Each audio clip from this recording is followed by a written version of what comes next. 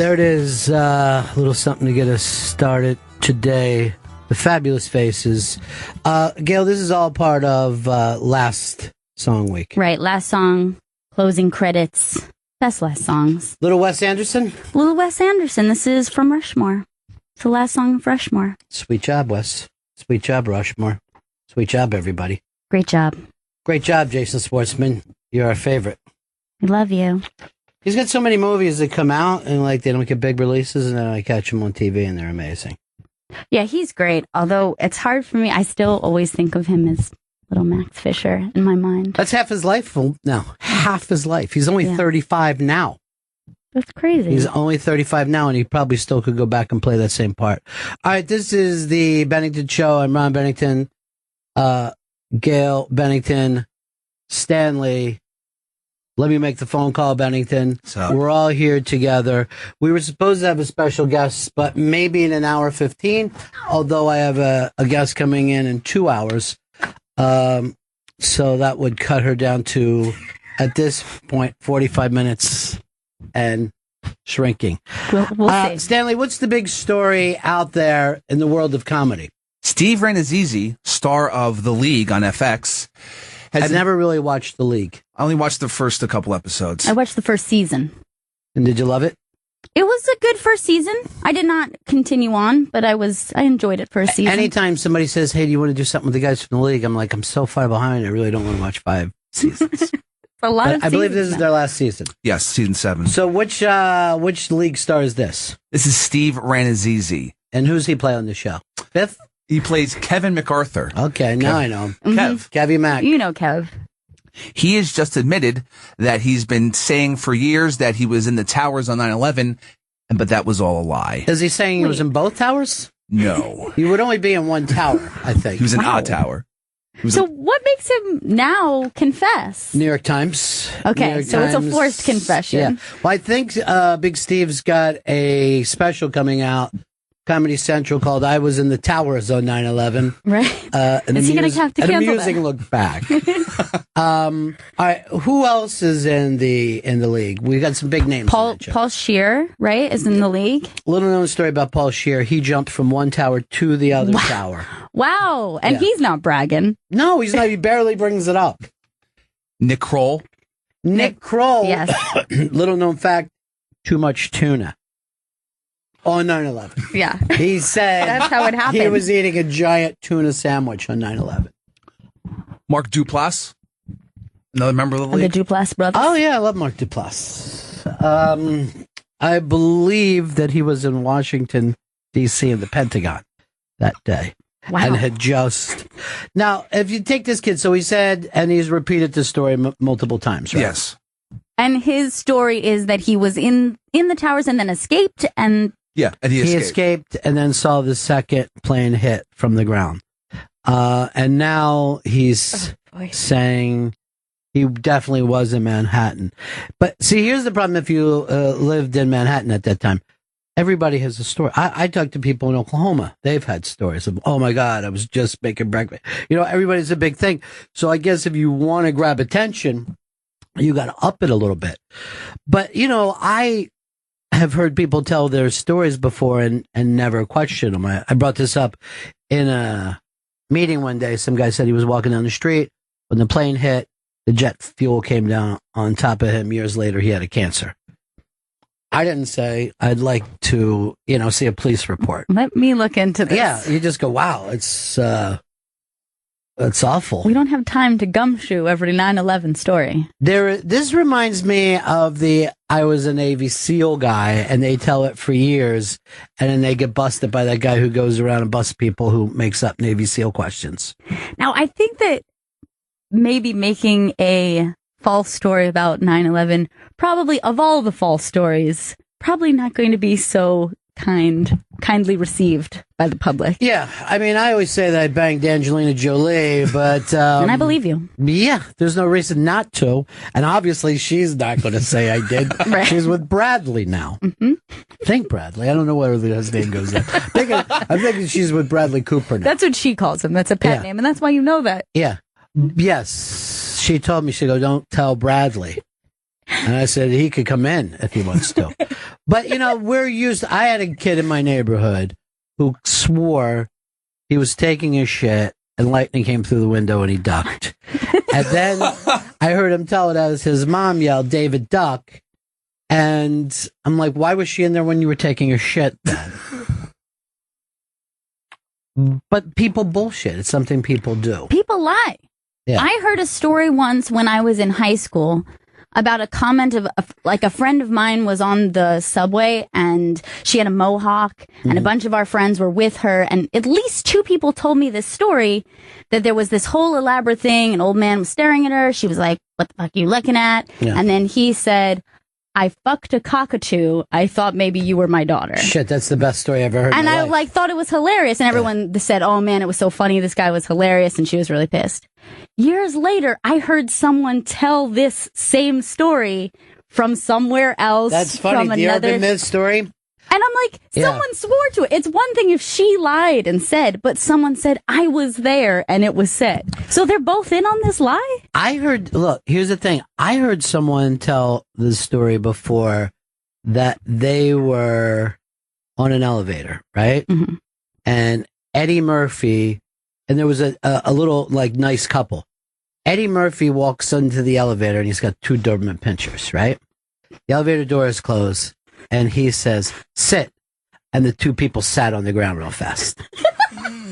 So I'm like, that's the funniest story I've ever heard. That's a great story. Then later I heard about Mike Tyson, Sam Jackson, and it's just one of those crazy urban myth stories that goes around. But I say this, I don't mind a bullshit story if it's made to make people laugh. Like the cockatoo story is amazing. Sure, it's hilarious. Go ahead and lie to me with that. That's a great, funny story.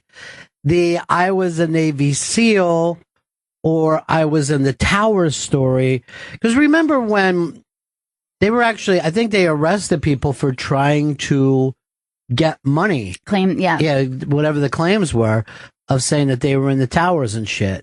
So that one, I don't know how you get back over it. I mean, obviously, and I'm going to be serious for a second, this kid has a mental illness of some kind. To be able to say that story, repeat that story, do that story a lot, build upon that story. They're saying that he brought it up in multiple interviews, many times not even asked. It's like the chicken salad story. Yeah, it's the chicken salad. The lady hates chicken salad. Wouldn't eat chicken salad. No mayo. You got to hear the story, Chris. You're going to love it. Okay. So, yeah, I mean, that's mental illness to do that. He needs some kind of proper help.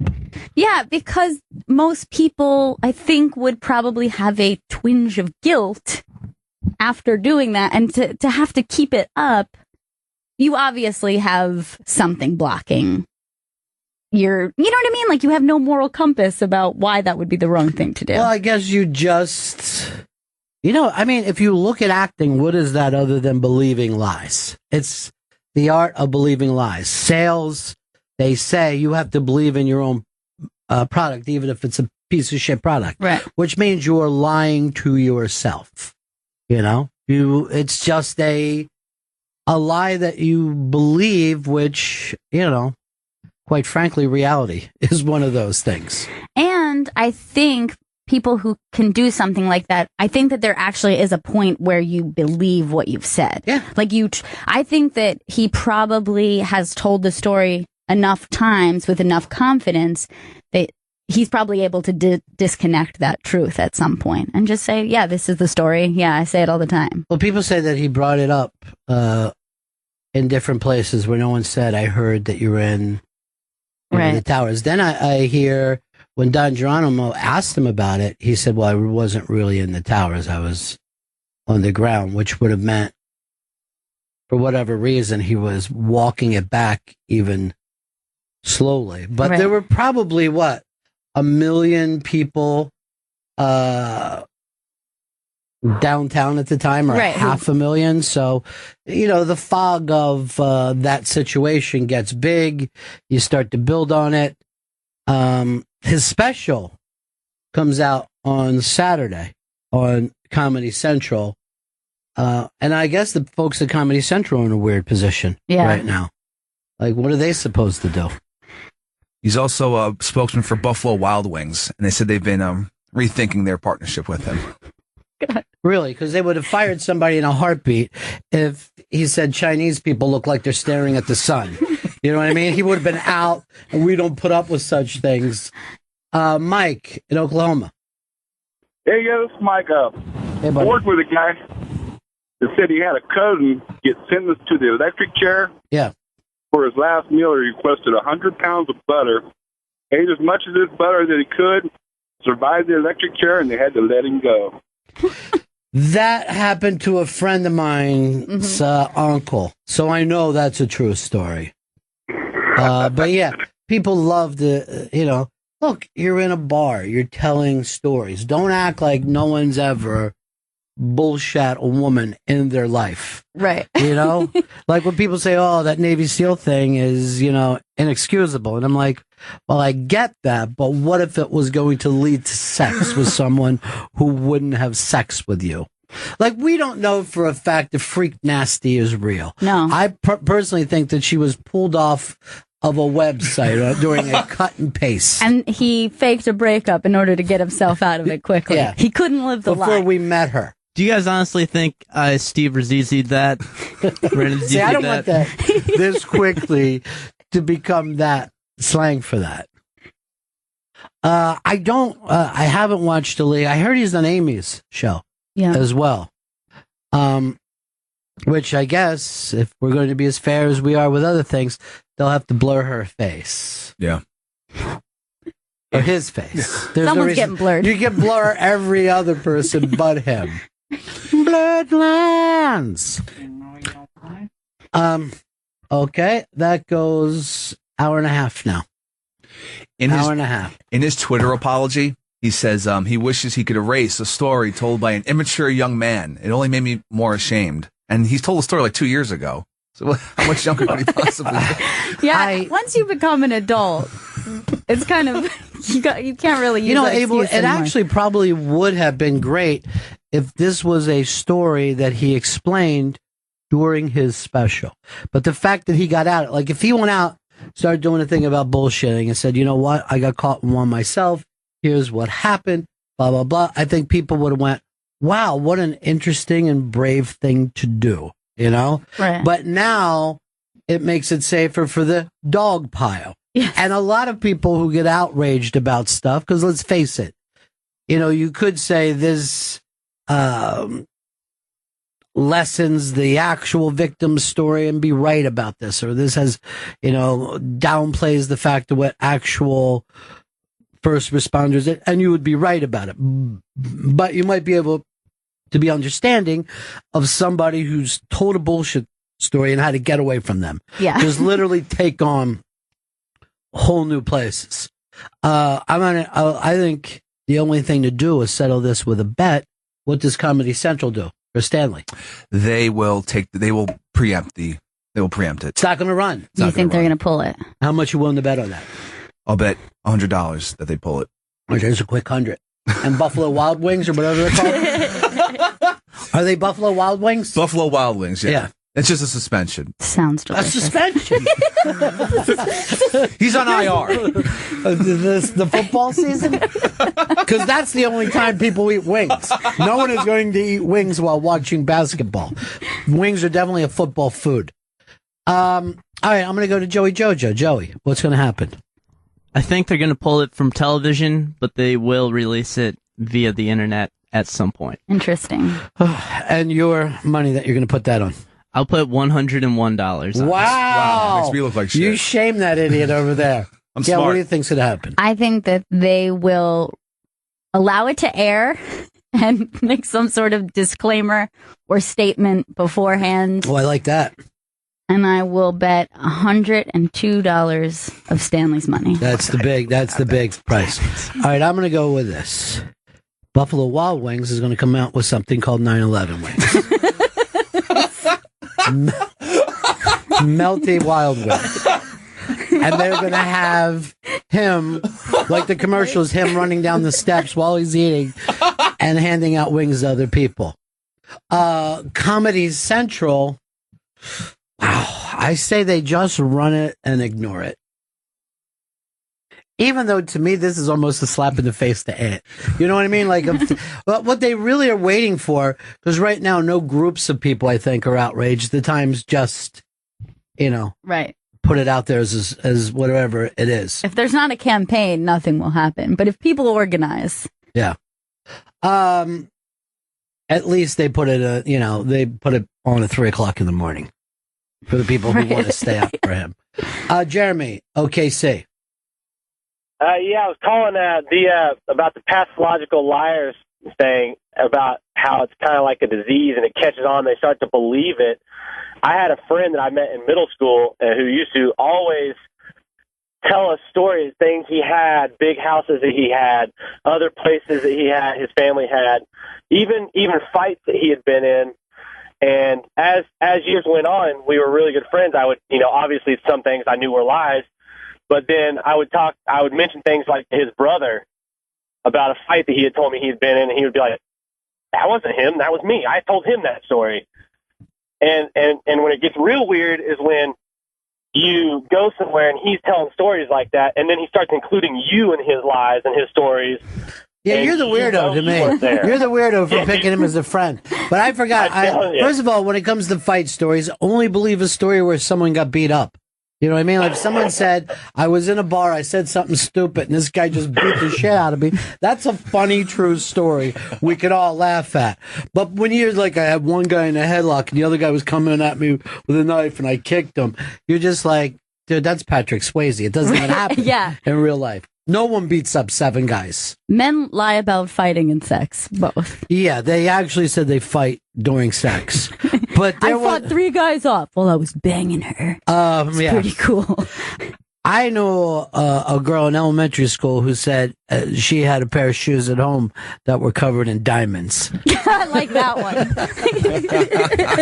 Diamonds. I don't wear them here because I don't want to make you guys jealous. Because my mom says it's bad to make fun of you poor people. So why do you go to this shit school? The amount of shit that kids lie about, though, is insane.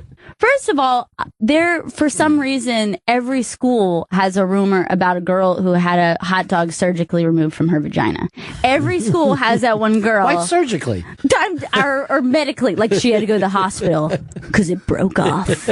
So no one talks to her because she's really weird. And then you will go and find someone else at a different school who also had a girl who bagged a hot dog that broke off. And sometimes it's a frozen one. I remember teachers lying, saying that the kid last year who leaned back on his chair is in a wheelchair now. And I'm like, every fucking school, every class I went to, a kid last year broke his neck leaning back in the chair. My teacher said scoliosis. There was a kid who got scoliosis because of the bad posture. Like, what are you talking about? That takes years. Yeah, stop saying scoliosis every day. Want to slouch. Dustin in Iowa. What's up, Dustin? Hey, man, I had a female coworker who claimed she had cancer for about 6 or 8 months and shaved her head and wore wigs and like head wraps and stuff. And it was really clear that she didn't have cancer because she clearly was shaving with like clippers. So there was stubble on her head. You know, there is this story comes out all the time of somebody that's raising money because they say that they have cancer.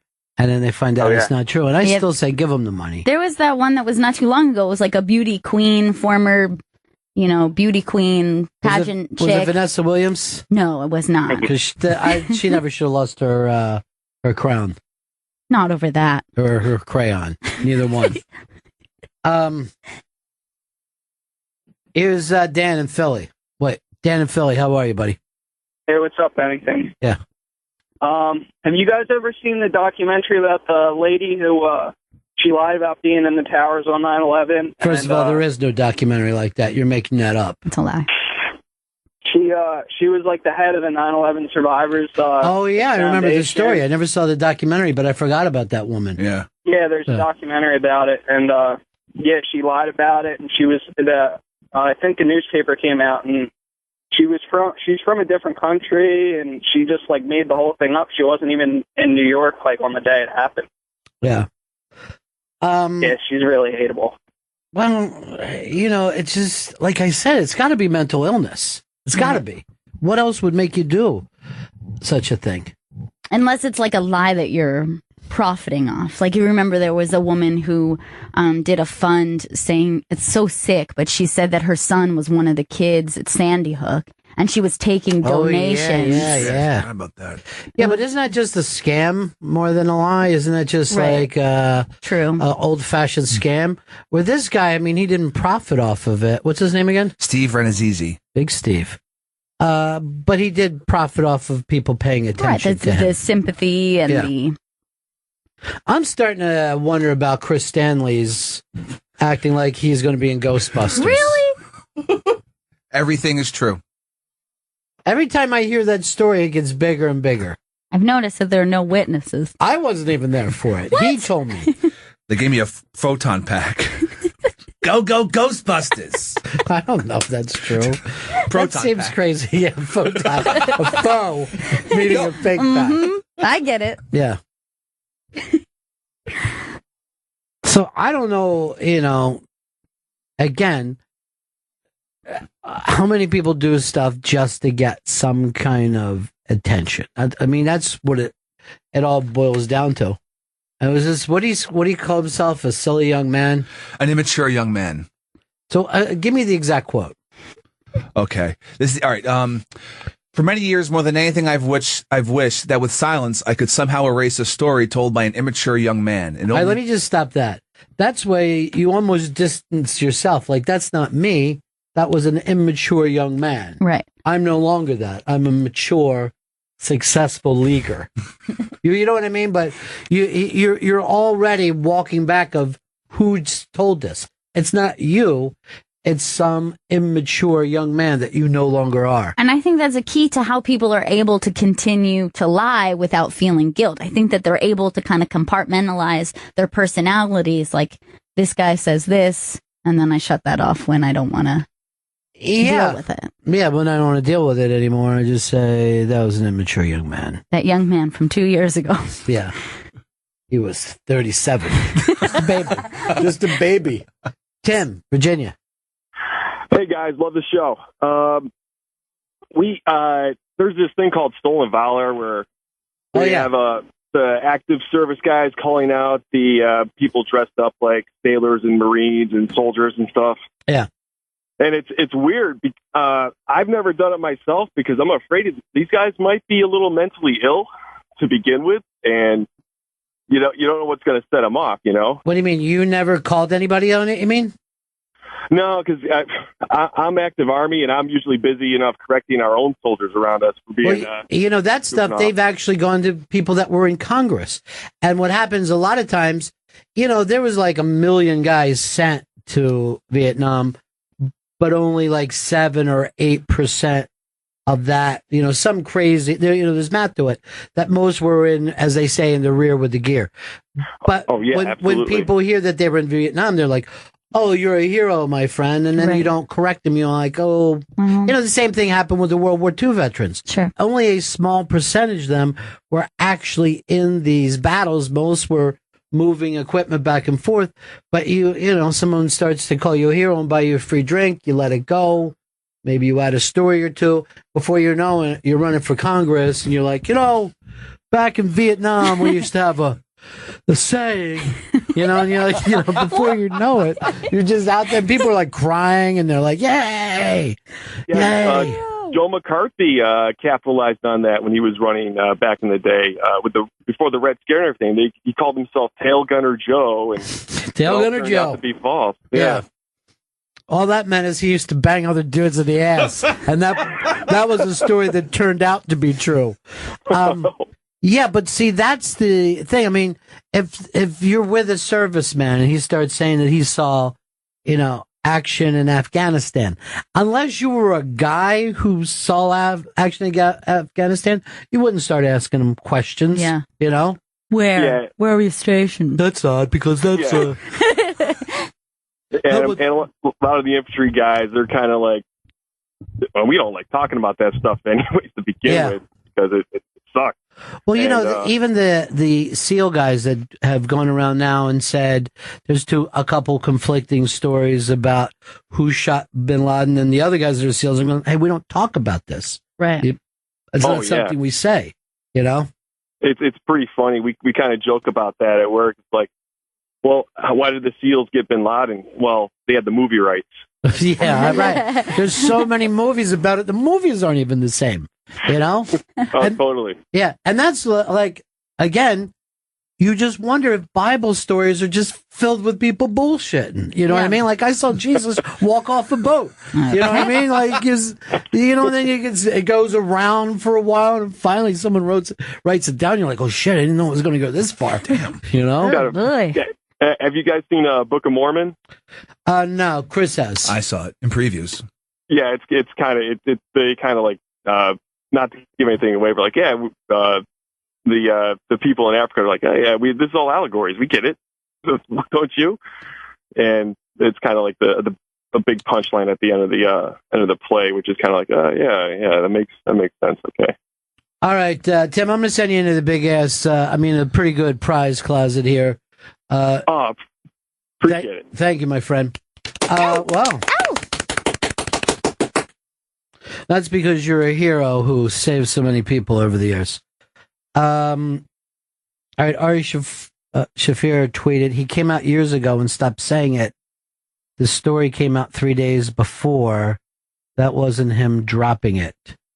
I'm not sure if that's Ari defending him or not. Someone just sent me that tweet. Yeah, I can't tell. Is he saying then that he dropped it and therefore it should be forgotten, or he's saying how is that dropping it? All right, so no, this is what Ari says. Okay. He told us a long time ago it wasn't true, so he stopped saying it. We all lie. He realized it was wrong on his own. Okay. Yeah, that's what I said, in a way. It would be easy to dogpile people over bullshitting stories. But there, even some things of you, as years go by, you remember things incorrectly. In this case, I guess he said it early. But there are plenty of things, sports alone, where people, they'll tell you about some crashing tackle, and you've heard about it. Butkus make this crashing tackle, and then now, because the NFL Network and shit, you see this and you're like, okay, it was a pretty good tackle, but it wasn't the tackle that I heard about all these years. Kill him. The same thing that happens with old time baseball, where you'll hear about the greatest, catch ever made, and you're like, it was a great catch, but there's been a lot of catches. I don't know. The guy got a great jump on the ball. I'm talking about Willie Mays, of course. He caught it over his shoulder. Terrific catch. But the way I heard it, it was almost like his legs came off. You seen Bo Jackson? You see that tape? Here's Andrew in Jersey. Andrew. Well, this girl lied about her private plane being shot down over the Middle East.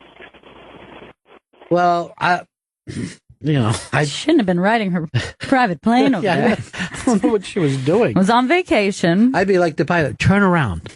Let's go over the Middle West. That's where I feel safer. We were flying over Iran one day, as low as we could. What? Spooking cattle is what we were up to. John in Texas. John. Hey, Bennington. Yeah. The thing I get a kick out now is all of these leaders of Dolezal with the NAACP, and then this Black Lives Matter guy who comes out that they're not even black. It's like, did you think nobody knew you growing up? Even your own parents come out to out you as a white person. How ridiculous is this? Well, see, the thing about that one that I find to be somewhat interesting is I've met enough people in my life who say that they're 1/16th Comanche. You know what I mean? There's always somebody who is a little bit Apache Comanche. They're never some pussy Indians, Right. No one ever says I'm 1/16th Lenape. It just never goes down. It's always one of the real badass Cherokee. I'm tribes. Cherokee. You're warriors. Yeah. Dude. I'm a warrior. I've had so that's a strange thing of how much makes you that ethnic thing. Because I was only told that I was Irish, and then some English and some German. And you look at them like, I think maybe we picked Irish out because it was the most romantic partying out of all of them. Right. Yeah. Not because it was the majority at all, or I know for a fact no one from Ireland would consider me Irish, nor do they consider people of 100% Irish descent who were born in Chicago to be Irish. Saying I'm Irish is a really weird thing. Like, people say it all the time, like, I'm Irish. Yeah. And their mothers weren't born there, their grandmothers. I mean, we're talking way back. I was raised that way, though. Yeah. I was raised, you're Irish. It's a great day for the Irish. And I'm like, hey, we're Irish. Woo! And I'm like, I don't think I could prove that in any court of law. Why do we keep saying it? We're just lying. But so to say, how much does it take for someone to be black or white, for that matter? You know what I mean? Yeah. Or white at all. The True Romance thing where he's telling the Sicilians, you're actually black. People do that with black, but they never do it with white. You know what I mean? No one will say, well, then that makes you white. Well, you're white then. Yeah, your grandfather was white, so you're white. It doesn't go down that way. Bruce Jenner, who we've known as a man all these years, says that he's a woman. And now if anyone else says, I don't think he's technically a woman or she's technically a woman, that's considered like almost racism. Yeah. When you say, you're attacked. I don't see how he's Caitlyn Jenner. Yeah, and even if you are the type of person who you want to completely say, okay, that's your choice, you want to be referred to as a woman, you feel as a woman, you are a woman to you, I'll call you a woman. But then you hear about Caitlyn Jenner, and she's pretty confused. I mean, she seems like she's still figuring things out, but everyone else has to be very solid on the way they refer to her and how they think of her. Greg in Vermont. Hey, Greg. Hey, what's going on, y'all? Hey. Hey, it's like a good example. It's like the Grateful Dead best ever show, supposedly. Spring tour 77 at Cornell University. Place held about 3,500 people, but like if you check around online and whatnot, it seems like there's over 40,000 people at that show. No, it's an interesting thing. So you've heard the concert live many times, and that's one of the most played Grateful Dead shows ever. Like everybody knows about Cornell 77. Now, who do you hurt by saying I was there? You don't, I mean, does it really? Is that even really a lie that matters? Yeah, that's the point. When is it a bullshit story that doesn't matter until it's a lie that matters? In this case of this kid, obviously, because this was a national tragedy, and there were people in that building running for their lives, which, by the way, doesn't make them heroes. It makes them almost victims. And as far as I know, everyone who was below where the planes hit got out safely. You know what I mean? That's as far as I know. I couldn't say otherwise. But that one seems, and I think it's pretty well agreed on, that's one of the bad ones. That moves into you're taking, I don't even know if I would say credit, but it's almost like you're lessening it somehow. Now, does that make me judge the guy and think that he should lose his career? No, but I do think you probably need to talk to somebody and, professionally find out why this fucking happened. It's probably not good for you. And continued it for however many years. Yeah. Swearing to it pretty much. Well, as far as we know, up until 2013. Yeah, it was where he brought it up on Maron's podcast. Yeah, that was the last time they have it recorded, documented of him saying. How do you know this? How did you find this out so fast? You're just all over this, huh? Oh yeah, I'm all over the Renazizi 9/11 thing. How? Here is Tim in Chicago. Hey guys, I just wanted to tag off on what you were talking about. Everybody wants to be a badass Indian. Nobody wants to be from the Potawatomi clan. But in terms of military, it's always about Navy SEALs. So there's so many Navy SEAL imposters out there, and those guys who pretend to be Navy SEAls, their number one occupation is firearm instructors and martial arts instructors. So not only are they lying, their lying benefit financially, which is disgusting. Well, there's also guys that said that they went to Brazil and trained with the Gracies, and the guys that said that they ran a thing in Japan for many years. I think even Steven Seagal said that he was CIA or some crazy, it's always like, look, I did some things for the government. I can't say. I doubt the government are going to use a movie star, but I don't know. That I believe, though, oddly enough. The worst part about that is that they're using that to benefit financially. That's, so there's people who sit at the bar stool at the end of Joe's bar. Yeah, I was in Vietnam. I was one of the original UDT SEAL guys. Right. Harmless for the most part, except that, they make people who think that Navy SEALs look like that guy, that fat ass. Yeah, I mean, I think that we would all agree that someone who said that they were in Vietnam and saw action, saw the, were holding their friend, that it lessens the thing for the people who actually experienced it. There was a thing that came out about the people who said they came back from Vietnam and were spit on and called a baby killer. Yeah. And you've heard this story all over. And somebody wrote a book about how it was never true. But I remember saying, why would a fucking Marine let a hippie spit on them and not beat the shit out of it? It just doesn't make the story sense should to me. end with, then I murdered a hippie. Yeah, I mean, if you fucking met somebody in there, just come back from combat. I just got off the plane. It's like the last dude And you it's want to always get off the in a plane. fight with. Yes. There's hippies just waiting, mouths full of saliva, Right. ready. These are guys who really did nothing but get high and lie about seeing that Grateful Dead show. You know what? Also, to go with the hippie thing, I think that there are so many people of the baby boomer generation who will talk about the 60s and be like, I was a hippie then. Everybody was a hippie. Everybody? No. Most of the country, maybe you listen to some like groovy music, right. But not all of you were out there protesting with long hair. That was still...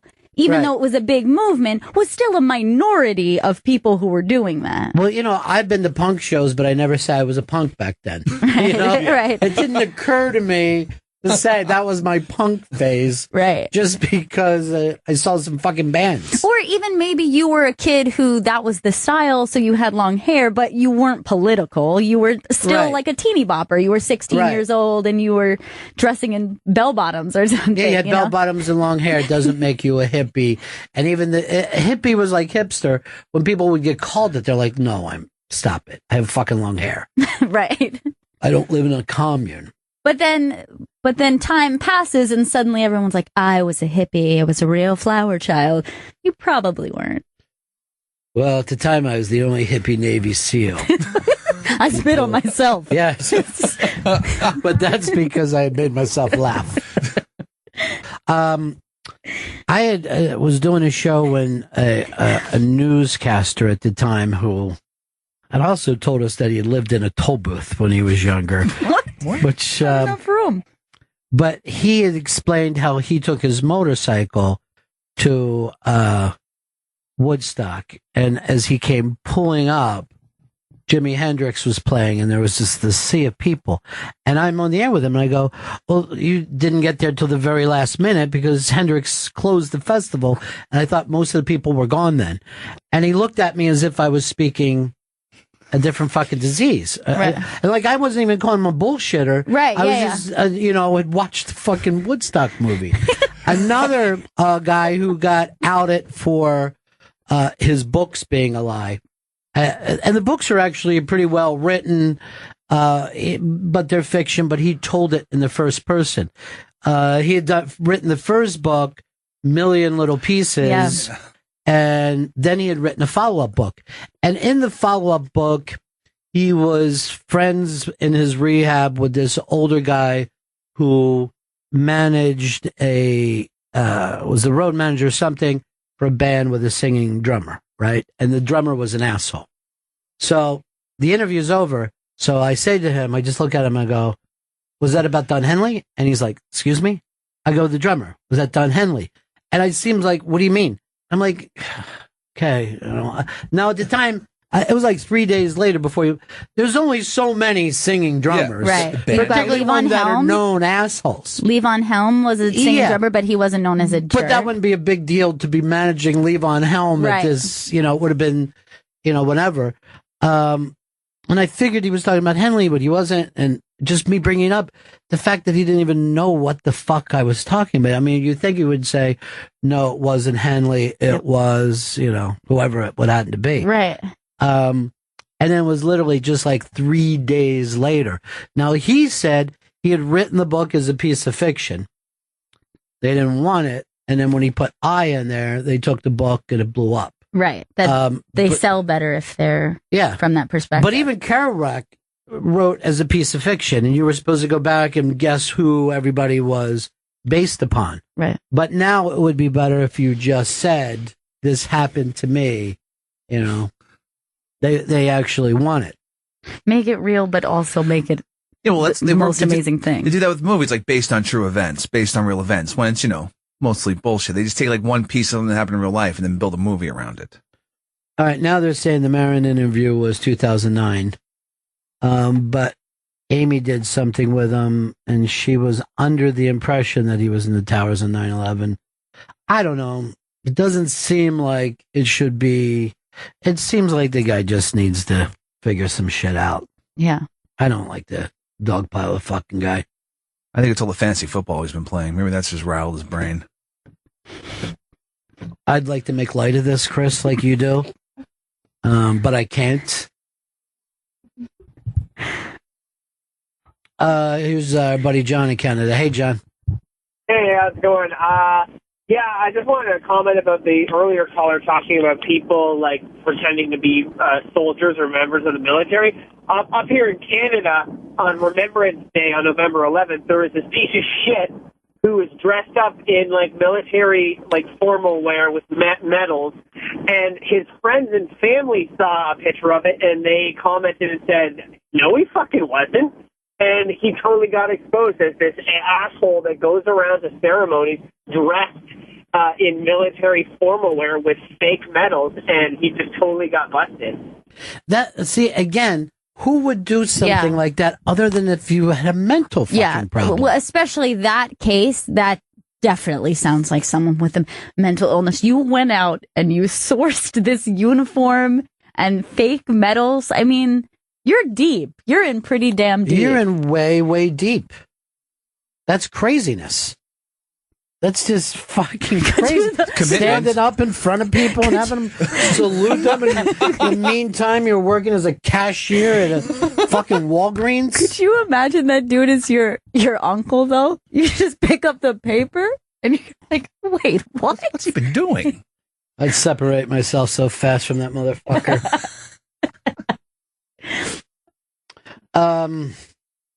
Here is Mike. How you doing, Mike? Hey guys, hey. My general belief in life is that if you have lived something, you don't like to talk about it, and if you're talking about something, you probably haven't done it. Yeah, I mean, I would get that, but the fact of the matter is, there are people who were, in fact, heroes, and they would like to talk about it, and they would like to be known for it. Sure. In the same way Joe Montana would be known as a guy who won 4 fucking Super Bowl rings. You know what I mean? Yeah. Like, I get it. You know, I was there. I don't want to fucking blame that guy as well. Is he still telling that fucking story? Because Michael Strahan took a fake sack and has ridden it this fucking far. And will. Favre laid down for you, Michael. That's what really happened. He gave you that sack. And your whole life turned out to be...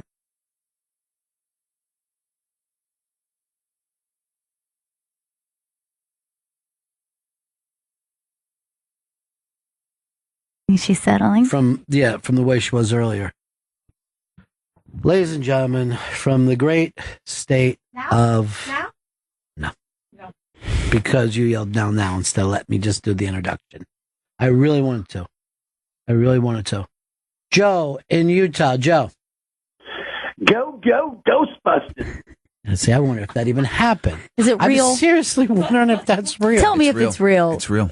Do you swear to it? I swear to it. Do you? I mean, I can't swear that's going to be in the movie, but I swear it happened. I hope it's in the movie. The more you talk, the more you sound like a fucking liar. Go Ghostbusters. That part sounds real. That's the realest thing about it. Why couldn't I see it if it happened then? That's the part that drives me crazy. I was under the impression that you saw it. Why would I be sitting around watching something that embarrassing? You just ran. I'm not even sure if we were there. This better be true. How do you say what's true and what isn't? You just tell the truth. Oh, who can do that? Joe in Utah. How many guys are out there that said they met Bill Murray? He put his hands on their eyes. That guess who it is? How many guys? I've heard that one quite a bit. So many times. Yeah, everybody has one of those stories, except for me. And I just don't think it's really happening. Like, everyone in Brooklyn is like, yeah, and then Bill Murray showed up at our party. Shotgun a beer with him. It was awesome. Come on. They let me $300. What? It's amazing how big Bill Murray got with that, like, where he's beloved. Iconic, though. Yes. Just like I can't even think of another person like that is so iconic that people can't wait to, just like Bill Murray's at a baseball game being nice to people, and it makes the fucking papers all over the country. Yeah, everywhere. People love him. I told you, I had a nightmare that Bill Murray was mean to me, and I woke up in a cold sweat. That's a nightmare that could come true. I know. You know what I mean? Like, he just wasn't nice to me. That's the beauty of it. It's not like Bill Murray is a saint. You know what I mean? Like, he's a guy that, says some nice things and some mean things. There was like a movie. I sat up like, oh, God. The girl Bill Murray did not like. Later on Nightline. What is wrong with you that a beloved saint like Bill Murray would tell you to move your ass? I just wanted him to like me. I just wanted to be friends. Oh, I'm trying to get her on the air, but I don't know whether I can even get the introduction through to get her. She was too fired up this morning. Was she? Yeah. I wasn't there. Well, she's here during UN week, and she's staying at a place where all the UN people are. Mm-hmm. You think that's part of I don't think that has anything to do with it, but I like to make up excuses. From the great state of Florida, by way of East St. Louis, here comes BL. BL, come on in here. Oh, my God. Where's her music at? Have some Springsteen or something? Some kind of Born to Run? Why would you get Born to Run? Why would that be your song? It is my motto song. Everybody lives one. We're all liars, really, as we sit and listen to this past 42 minutes. I wasn't allowed on the air. You weren't allowed on the air because you were so fired up, and I didn't want it to turn as negative as the last time you were on the air. Well, but you took all your goodwill and were hated. Now, I don't know how your breasts have gotten so gigantic since the last time we saw you. Well, they're lovely. I stopped at Rums with All Greens and bought a bra, and it's real thick. So they're only about a 36C. They're natural, and they've got a very good drop. But that they doesn't look like a C. Yeah, your breasts are natural? No, they're fake. Okay. Let's try to start being real Americans after this whole conversation. No, you don't need to go backwards. You need to go what forward. A great conversation. We're all liars when we all wind up thinking about it. I've heard your stories. I don't even have to debate that with you. I've heard you say this. Do your headphones work? We don't need to bring that on there. I'm good. Yeah, everything's great. I just don't want to be too hot. You have a headphone jack right there. My tits are hot, but my jack's not. Some guys were jacking to me on the third floor of my hotel, so I got moved to the penthouse. I actually... I'm kidding. I talked to her manager because they were going to ask her to leave the hotel. Yeah. She was rubbing her vagina on the window in front of some workers. You know what? It's going to get you kicked out. Sometimes Windex on the woosy works. Oh, God. Woosy. I haven't heard that one in a while. Yeah, I know. It's good. That's an old school. Last time I saw Gail, she was 5. Am I allowed to say that? I did. I don't think Florida. I was 5. I couldn't have been 5 the last time. I have the picture. Just let it go. I was in the buildings, and I have a picture. Just let it go. I must have been 10. Just let it go. Anything that gets her into a frozen. All right, so we're about to end the segment, and BL, thank you so much for stopping by. I've got other guests coming in. It was so great having you. Is this my only day? You said only one day. Chris says he's busy. He booked me out a month ago. Says he's really busy this week. Is this my only day today? Or since I had to wait so long to get on? Isn't that were you saying that you only wanted to come here for one day? No, you said I was only allowed one day. I just thought I could bring some water to the guests. You called a while ago and said, I want to come to New York. I'll just be here for one day. No, Chris said it was only one day allowed. You said one day. You texted me. Go, bustin' lying bastard, fake bag bitch. Yeah. No, I'm here all week if you'll let me. Why would you be here all week? You said you had a funeral to go to. You wanted to come by for one day. Was that true? No, Gail. It's not. Here's what happened. My 100-year-old husband's, all his military items came in to put on his headstone, and he's buried in Philly. How old is he really? He was 2 weeks before he died. 2 weeks before he died. Excuse me. Old. That's how old he was. He was here. What's your age? 2 weeks before he was going to be 100 years old. Well, I like to say 100 years young. And then you also told me that he invented the train or something crazy. He invented the steam engine? His father Yeah. in Tappan, New York, Tappan, whichever way you say it. Anyway, he invented the Brock's sampler candy box that you see on sale. What's that got to do? What's that got to do with a train? That's my father-in-law. But what's that got to do with the train? The Pullman train, the train car they used to ride around. What's that got to do with the candy? That's how they shipped it. No, Gail. That's how the Packers used to ship their football gear. Okay. Trains are famous. No, I understand that. What did your family invent? This is what happened. Yeah. They sold allegedly. Oh, no, it's allegedly. Oh, come on. You never said allegedly to me. Life is a lie, isn't it? No, I'm kidding. No, honestly. My husband's father needed to feed the family. Yeah. He supposedly sold the Pullman train car to George Pullman back in the late 1800s. And then That's Pullman a coincidence. Well, they kept the name. Why wouldn't you? Because I pulled the fucking train. Because you. Well, I know you did. No. I know at least 8 guys who claim they banged you the same night. What's your point, though, Benny? What were My you saying? point is this: you say he invented the Pullman train, then he sold it to Pullman. That no one fucking invents something and names it after the guy that they're going to sell it. When you have 2 kids that go to Harvard and you're starting out the money and you buy a cemetery plot, which I'm to be buried in, do you know who I'm going to be buried next to? Smokin' Joe Frazier is next to my plot. My name, bitches, right in Philly. It's called Germantown, Pennsylvania. Right. That's where I'm going to be buried next to my husband. So let's move on. So you're bragging that one day you'll be buried in a black cemetery in Philly. No, actually, it's half and half. There's half whitey. It's integrated cemetery. It's beautiful. There's It's very progressive. No, there's a section of I say it from the 70s, the Fuzz. I was raised in East St. Louis. I love them. I respect the law. What are you talking about? But I have a section of the Fuzz, and I have a section of Smokin' Joe, and then I have the Pullman train. Now, first of all, your husband was 100 years old, right? Yes, I now, married. why would you marry somebody 15 years older than you? I'm 53 this week. Springsteen's birthday. No.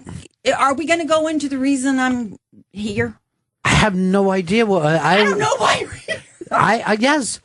First of all, you asked if you could come in for a day. Now you're trying to get it to be a week. When don't I do a week, Ron?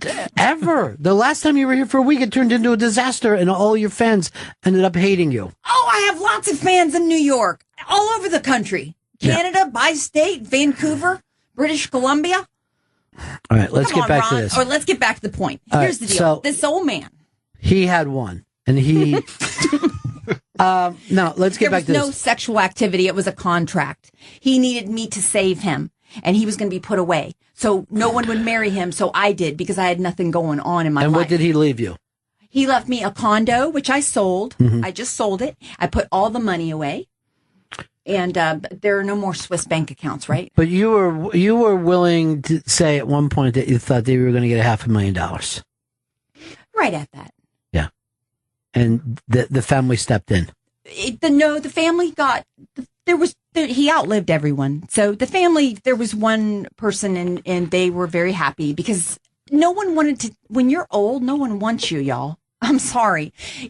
By the time you hit your 80s and 90s. You got to find a gold digger for yourself. You don't it wasn't Anna Nicole Smith, and it didn't end up being that kind of money. It was more like the hundreds. But listen to this. Well, I'm just saying You know this. who screwed me over bad Yeah. is he was a postmaster, and they refused to pay me because he signed on the wrong line. So I took it to the Senate, and now I have to go fight To the the Senate Senate? floor What? to get It's my amazing. pension. I can't have my pension. Why should you have a pension? Because he wanted me to, because I took care of him every day. So I you lived got in- all the money and you sold the condo.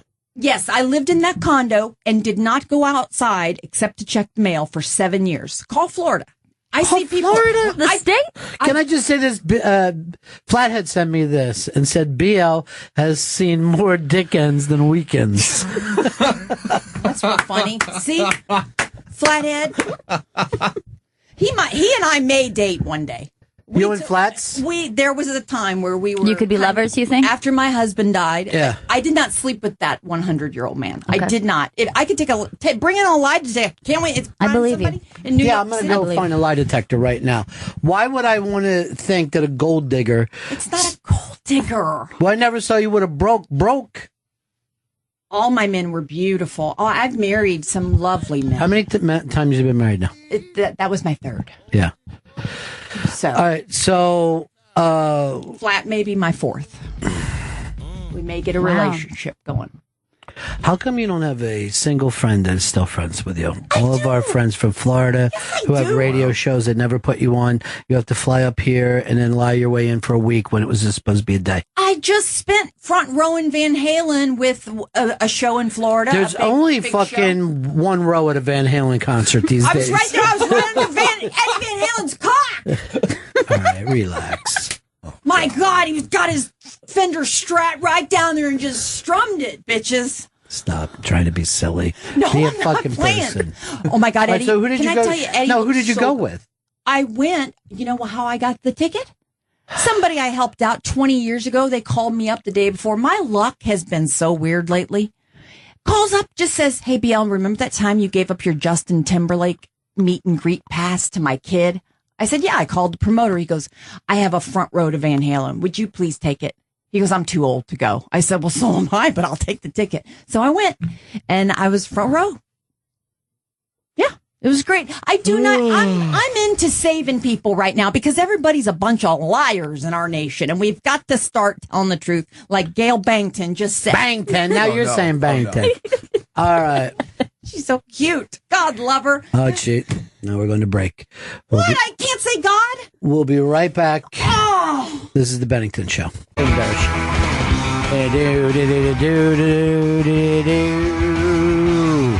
the Bennington Show. Ron Bennington, Gail Bennington. Stanley, you said you've got something up on the iBang today that you're excited about. Oh, so excited. It's off of Instagram. It's TerraBang. It's titled Jen Selter Reinvents the Treadmill Workout. And not only is it Jen Selter on Instagram. First of all, let me just stop this. We haven't talked about Jen Selter in quite some time. It's been a while. Well, now it's time to because she has video on her Instagram. And here she is reinventing the treadmill workout. All right, so she's crouched. She's crouched and jumping. Now, I don't know whether you can see this from your angle, but it seems to put a little emphasis on her ass. You know what? I'm kind of picking up on that. Yeah. Why does she bother posting pictures when she could just be jumping on treadmills all the time? Now, is anyone else? She's in a catcher's position, cheeks spread, and she leaps forward and back. And a very low crouch while on the treadmill. That's a catcher's position. I don't want to question Selter because clearly she knows what she's doing. Yeah. But do you think that the treadmill aspect is necessary? Don't you think she could just also be hopping on something stationary there? It's going to give the same effect. I was just wondering how many people yelled out, "My dick," when you said that. It seemed like quite a few. But is it the most famous ass that we have today? In this new social media world, yeah. I think it blows. Okay, in the new social media world. Not even just me saying today. He had to now change it to the new social media world. Because I think some people would say Kim Kardashian, but this ass is a more popular ass. More popular than Kim Kardashian. Yeah. Now, is it because I guess because she's more slight in the middle, I think, than Kim is. I mean, Kim is, she's a big gal. She's got she's curves, pregnant, yeah.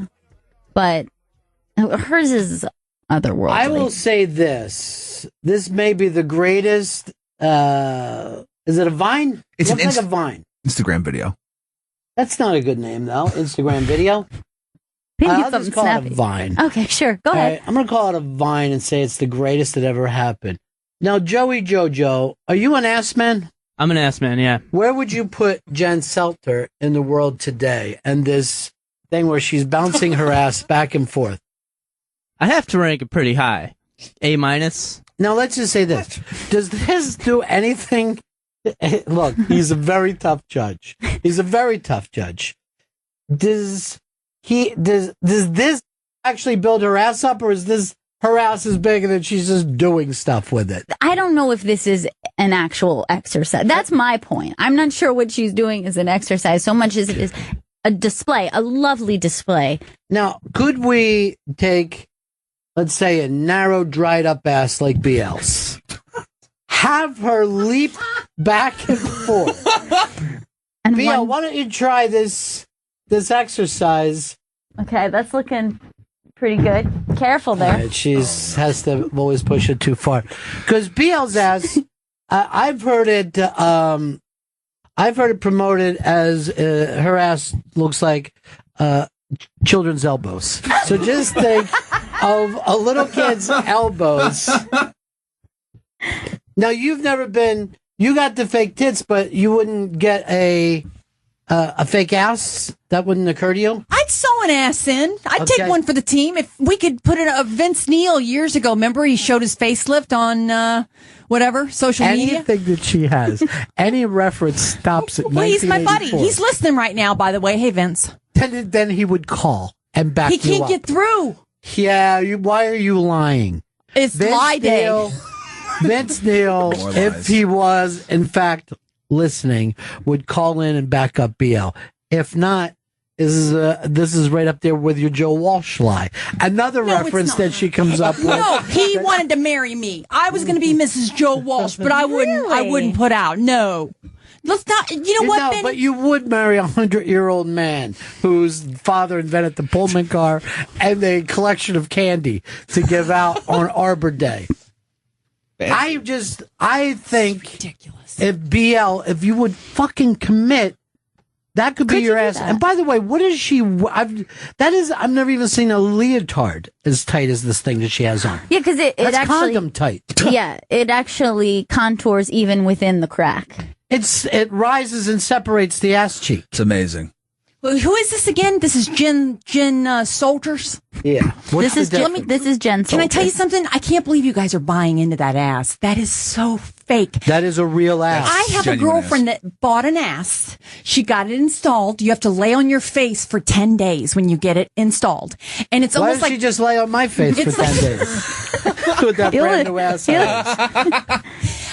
Anyway, real quick, I'm not a doctor, and this is medically speaking. That's allegedly. a real ass. No, you put 2 chicken breasts, you sew it back up, and you have to lay on your face for 2 weeks at your house. And then, but my girlfriend slipped. So all of a sudden she had a bigger thigh one night, and her friend looks around, and her ass cheek actually fell out of the hole that the doctor had dug. No joke. Call a doctor. Call a medical professional. I'll check with Vince Neil when he calls in, you No, I goddamn said liar. I would buy an ass with you guys. Can we get some New York doctor to give me an ass? I'd love to have an ass in these days. All you got to do is work for them these days in this social media time.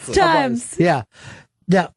God. That's a real ass. Am I right, Gail? No. It's hard to say, but I know that people have asked her about it, and she says that it's real. I mean, I'll give you this. It's If this incredibly isn't- spherical. If this isn't real, it's worth than a 9/11 lie.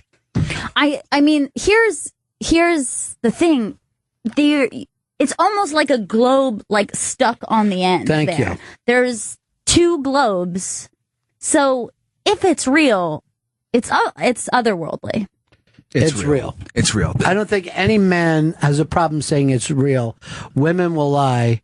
But if that ass can be bought, then go buy one, ladies. Yeah, I mean, Get it. What's stopping you? It doesn't make it any less hers. Let me tell What are we peddling, Wyndham? Tito's? What do we want to all go buy? Look, if I took a fucking broomstick, right? Yeah. And snapped them over BL's fake tits, she wouldn't even look up at me. Okay. But that ass, I guarantee you, if I hit her in the ass with that, it would break. They make points. The thing that Gail was saying was Yeah, because look, this ass is totally ridiculous, and I've seen fake asses before, and they are sloppy. They're crazy looking. The actual implants look nuts. Like you can tell if it's fake because it looks too big. It looks too nuts. Like it's not. This is a real ass. Is a real, genuine woman's ass, and she works hard for it. Yes, she does work hard for it. She works hard so the rest of us can appreciate and love. It's her whole life. That's what she's built her life around, is that ass. Remember, that ass has built its life around her. I'm not sure yet. This is the era of the ass. Could this be the most amazing time that we've ever seen beautiful bodies on anybody and any time? You know, you're so smart when you come up with questions like that make us all ponder. Obviously, it's the era of the ass, and that's the exact same time you got your brick tits. My tits aren't bricks. You feel it. I'll let Gail feel them. They're squeezy. I just have a bigger bra on today. I guarantee you I could, from here, throw a baseball at your tits and not knock you down. It's just a weird You could top. fucking ref in the fucking American League without a chest protector. It fucking ricochet. If you want to touch my tits, anybody, Gail, I'll tell you, prove it. here's the way I'll prove it. I'll throw you in the East River, and I bet you go right to the fucking bottom. That doesn't seem safe. I'm taking my bra off. That's it. And there would be no difference. There would be no difference at all. You know what, Ron? Go ahead. Fine. That's fine. Last time I visited the city, your place. Now, there's a story out right now that people are mad at this mother. Put up the hiker and her daughter. Apparently, the mother is extreme climber, hiker, all-around fun gal. And she takes her daughter along with her. And does all these outdoorsy things. Doing all these outdoorsy things. And a lot of the people are upset about it. And Because they saying think it's unsafe, The child is in danger. The child is in great danger. Now, here's the thing. This woman was raised in Arizona. I had Right. read that. So this was kind of like her life. By the way, the mom is beautiful. Oh yeah, she's stunning. She's a beautiful woman. What is it up at over the iBang? Chris is struggling very quickly to. It's something find out. mom totes or tot. Or Totes the tot. looks up totes the tat. Or just put up OM and see if that search doesn't work for you. Yeah, that didn't work. Here we go. Totes or tot on every adventure. All right, let's take a look at this. So there they are, enough that if the toddler were to fall, we couldn't expect life. Sure, this is extreme sports that involve a 3-year-old. Yeah, there she is being. And there she is at the top of a giant cliff somewhere out west. Keep Yeah. going. All right, the mom is beautiful. She's stunning. Hippie beautiful. Pretty hot. I There's love the this kid picture. climbing. That's the mom climbing, and then the daughter's like doing her hair. It's like really cute. She's an earth mama. She's an earth mom. Now, Chris, too dangerous? Yeah, I think you shouldn't have to. Because look, it's a kid, right? Like the kids could do whatever could just go off script. But what if the kid just freaked out and just tripped or ran off? Or All right, whatever? hold on. Let's just see where Chris went with this. Kids can do whatever they want, but what if the kid went off script and tripped or whatever? I'm going off script. Dude, I should have fucking brought you in for the nutty shit. I'm sorry. I see more BL in you than I know what to do with. When I try to have a real conversation, it becomes madness. BL, do you have a problem with this Earth Mom taking the kid around? This is she looks kind of like a Jessica Biel, don't you think? Okay, so mom? a Jessica Biel thing. Yes, I have a problem with it. Of course, you're a mother. You protect your kid. You do everything to protect it. But of course, you're a dad. Either way, mom or dad. If a dad, like let's say a dad is a very outdoorsy dad and he takes his kid out and they hunt and they do, I think you're just more used to seeing men. If you have kids, you bring them into your world. Right. These people live out west. This is what the mom does. This is what the kids did. If your fucking family are circus fucking freaks. Right. You end up working in the circus. Or if you're nudist, your kid Yeah. is walking around in the nudist colony. If your dad is a fucking fisherman, he takes you out 200 miles. That's just the way the world works. First of all, there's people who think it's dangerous if their kids live in fucking New York City. You know what I mean? They're like, why would you keep a kid in New York City? Dangerous things happen there. I'm sorry. Does that mean if you live in a tornado zone, you can't have a kid? Because tornadoes go through there? You know? That guy who got killed, that Australian guy who got killed by the fucking stingray or whatever through his chest. Yeah. He had his kid out with him everywhere. Oh, yeah. But that's what you do. If you're a zookeeper, your kid's in the lion cage. Let's go over here to Jeremy. Jeremy, go ahead, buddy. Yeah, honestly, I have more of a problem with parents that have like 100-pound 5-year-old than I do with this woman. Those kids are adorable, though. They are There's really something cute. about a morbidly obese toddler that you're so just smushy. eating. Yeah, so mushy. Come over here, you little Jenny donut. Now, there is another picture at the end with the mom and all of her friends with their asses out. And there's some people also upset about that. You can't make that larger, Chris? Need to see that booty. Yeah. You got to see, none of them have asses as good as Seltzer. No. No, they couldn't. They couldn't I possibly. don't see the problem with it. I just feel like if you're a tightroper, you teach your kid to work. This kid lives in this environment, by the way. The kid lives out west. Yeah. You know? But I really do think it would, you know, if it was a dad with his kid and they were Absolutely. camping or they go out hunting. Yeah. Well, those things can be dangerous. You know, like the vacations I went on when I was a kid were my dad's vacations. We didn't want to fucking camp and fucking get up early before dark. Get up, everybody. 4 a.m., get the boat. Yeah, they're early to get them. I'm like, get what? We don't even have a TV here. Dish for breakfast? Madness. Why don't we stay here and have sandwiches? Sleep in, wake up, and have some breakfast sandwiches. I don't want to eat fish in the morning. So that's the thing. If you are born into any family, like BL, your mom ran a whorehouse, why wouldn't she have you down there sucking that dick first thing in the morning? It's the way you were raised. But BL, you have a problem with this, right? I woke up every morning, got a pack of Cool Filter Kings, 50 cents. Brought him back to Daddy. Uncle Tooey touched my leg. What was your question? Approach the bench. First of all, the fact that you had an Uncle Tooey named after Tuinals. You should have been taken away. Oh, they're taking Pall Malls, a bunch, 3 cigarettes off the market. Off. Camel, Pall Malls, and First something of all, else. they're not. They're taking camels off the market. They're not. Don't listen to her. She doesn't know what the fuck she's saying. No, and they are. Look it up on the iBang. 3 cigarettes are going to have to leave soon, allegedly, in my opinion. But then don't bring it up. Okay. Because you got nothing to. These companies have been around forever for the people who want them. Want them out. Pall Malls and Camels are 2 of them, and there's a 3rd one, and you got camel toe, so be careful. What'd you just say? I saw a 5-year-old with camel toe in Florida. Oh, you can't even talk that way. You're going to go in. Why? Because The penalty it sounds like abuse. You're fucking batshit. No, You're I'm- batshit. Well, can't you put a pair of underwears, What did she underoos need? on that kid? What does she need to fucking calm her down? Did you have too many Coca-Colas and M&Ms? M&Ms and a Coke on the way, 49th Why would you Street do that? and That's your go-go juice? Avenue of Americas. What do we have to calm her down? What, like... Is there like a tea, maybe? There's a sleepy time tea. That Do we have a sleepy time It's tea? what we call sleepy time tea. All right, why don't we do this? Chris, Yeah. sit down and be quiet or else I'm putting you in a penalty box. Yes, sir. Sit down for a second. Chris, Yeah.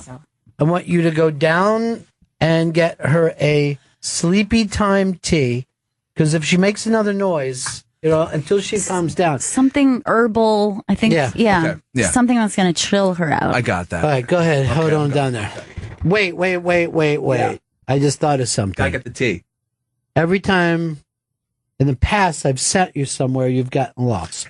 Do you know where you're going? When's the last time that happened? It was last summer. I'm going right down. Look. It we is just down I'm the going hall. route down that hall. Make You're a going, left. you just said I'm going route down that hall. Right down that hall. I got bad enough for her saying Pall Malls or whatever she's calling it. Pall Mall.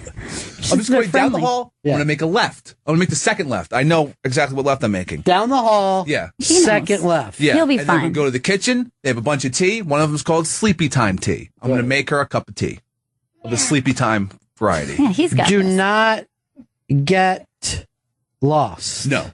I will not. Chris, I work here. do not get lost. Down the hall. Yeah. Second left. Yeah. Sleepy Time tea. Pour it into BL's big goddamn lie hole. Done. And then we'll put her to sleep. Got it. Okay. All right. Thanks. There he goes. He'll be fine.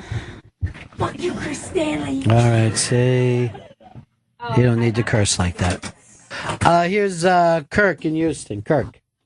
Hey, man, I'm riding along with my kid, and I'm telling him how Gail does a spot-on Pebbles impression. I wonder if she'd do it.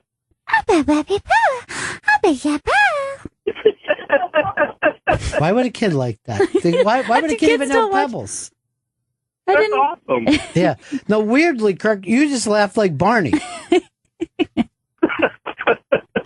Barney. That's a Barney laugh. Yeah. Well, come on, Fred. Oh, that's pretty good. I do your Pebbles one more time.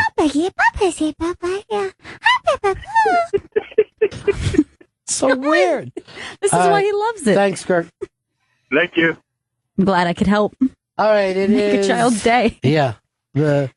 Hopefully we'll have some Sleepy Time tea back here in just a little bit. I know. It's 866-766-0339. 866-766-0339. Joey Jojo, make sure you give me the new phone number tomorrow, would you? Will do. Brand new. Brand new phone number that we all love. I don't want to keep doing 866-766-0339. Hey, who's this on the hotline? It's Chris. I tried to get the tea, but I don't know where I am now. I got lost. What? Oh, Jesus Christ, Chris. I believed in you, Chris. I thought you could handle this. I think I made the third left. I'm not sure. You were supposed to take the second left. God, I don't know where I am. What is wrong with you? I don't know.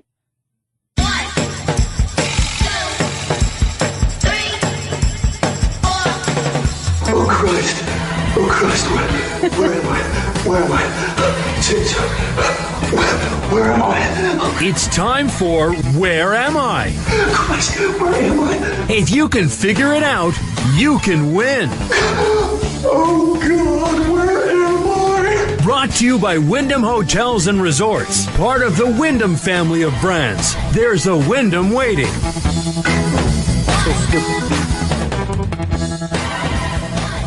Chris Stanley is lost again. Call in and tell him what city he's in and when. It's 866-766-0339. That's 866-766-0339. We'll send you into the pretty good prize closet. All you got to do is let us know where Chris is. Chris, how the hell did you get lost again? Can't believe it. Dude, I don't know, man. I was going towards the kitchen, and then I forgot if it was the second or third right, and I guess I made the third one, and now I'm wherever I am now. I don't know where I am. You were supposed to make a left to begin with. I don't know. How the hell can anybody get so damn lost as you do? I don't know. It was a straight line down from the studio, and now God knows where. It doesn't look familiar to you at all? Well, I can tell that it is an East Coast city. You're definitely an East Coast city. Well, that should be... City? Yeah, that should be... be. That should be easy enough when we know it's an East Coast city. By the way, it means that he didn't walk into a portal of any kind. Todd, can you help him out? He's somewhere on an East Coast city. Oh, how about Providence, Rhode Island? Oh, that's a good one. Are you in Providence? Chris, are you in Providence? Not in Providence. Not in Providence. Okay, that was a good guess. Oh, incorrect. All right, look around. See if you can see anything else, Chris. Okay, so I've been walking around for a little bit, and I definitely know that this city's divided into 5 wards. Oh, it's divided into 5 wards. You gathered that, huh? That's good to know. For a while now. It's helpful. Joe, it's an East Coast city, and it's divided into 5 wards. 5 wards. New York City. Yeah, there are 5 boroughs. You mean boroughs, Chris? You must mean boroughs. Wards. I'm not in New York City. I'm definitely not there. Oh, incorrect. Damn, so we know it's East Coast. It's 5 wards. Look around. Is there anything else you see, Chris? All right, so I walked into this park, and it says this has the nation's largest collection of cherry blossom trees. Oh, that should be easy enough. Hey, Tom, do you know where he is? Is he in BL's vagina? In BL's vagina. No, that was cherry blossoms, not old scabs. Oh, man. Now, Chris, you got to be in D.C., right? I am not in D.C. I thought D.C. had the largest collection. That's what I was thinking. This city does, that I'm in right now. I'm shocked. All right. Is there anything else you can tell us? Okay, so all right, on the floor, there was this old Time magazine from 1996, and it says it ranked this city the most dangerous city in the nation. Most dangerous city in the nation, but only in 1996. But also full of cherry blossoms. I wouldn't want to be in a place with cherry blossoms and danger. It's a very polarizing city. Steve. Is it Washington, D.C.? Has it turned into Washington since I brought it up? No, it is not. Yeah. Still not Washington, D.C. Still not Washington. No. Oh, incorrect. Anything else you can tell us about this city? Oh, I just walked by a hospital. It said Joe Pesci was born here. You're walking on Joe Pesci was born there. Really? Just a plaque there's a outside? plaque in the hospital. Now I do think it's BL's vagina. Mike. Mike, are you there, buddy? Yeah. Do you have an answer? I'm just wondering, Boston? Boston. No, it's not Boston. All right, let's go over everything. East Coast City, divided into 5 wards, cherry blossoms. 96, it was the most dangerous city in the nation. Joe Pesci was born there. Anything else you can tell us? Oh, the New Jersey Devils are based here. All right, the New Jersey Devils play there. Okay. Yeah, under the cherry blossoms. Christian, what do you got? New York City? New York City is not the home of the New Jersey Devils. Oh, incorrect. You'd think it would be, but it's not. In this case, it's not. Sam, do you have an answer for us? Sam, are you there, buddy? Yeah, I'm sorry, guys. Hey, centaurs have shitty senses of direction. I know that. So, what about Cherry Hill, New Jersey? Cherry Hill, New Jersey. No, incorrect. Oh. Do you guys thought it was Cherry Hill? Very close, though, with the cherry thing. Yeah. Still a pretty good ride, though. Here's Rick. Rick, you got an answer. Is it Jersey City, New Jersey? Jersey City, New Jersey. Oh, incorrect. Sorry. I don't think we're going to be able to find him in time. This is crazy. Yeah. Bob. Bob, do you have an answer? Yes, he's in Belleville, New Jersey. Belleville, New Jersey. No, I'm not in incorrect. Belleville. Not in Belleville. Hey, Johnny, what do you got? Yeah, is he in Newark? In Newark, New Jersey. Yes! Correct. Drag queen walking by, Gail. Missed it. Run out and see if you see who it is. But first, let us know who's playing. The Where Am I game show segment is presented by Wyndham Hotels and Resorts. There's a Wyndham waiting. Save up to 15% when you book 7 days in advance at Wyndham.com.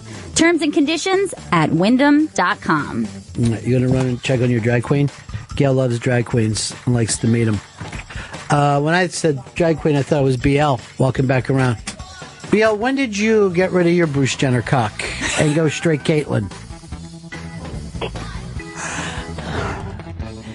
I got nothing. Why can't you?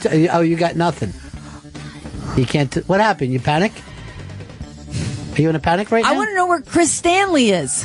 Why won't you answer the host question, though? I'm devastated about Bruce Jenner. I can't even talk about it. All right. Back to your whole head. Hey, it's the Bennington Show. The Bennington Show. Stanley, get back here as quick as you can. We'll see you in just a minute. BL has been sitting in with us. And Gail just ran off to... I was hoping to see... By the way, you guys missed it. BL locked up on air with me when I asked her a question. Just what? Basically had nothing.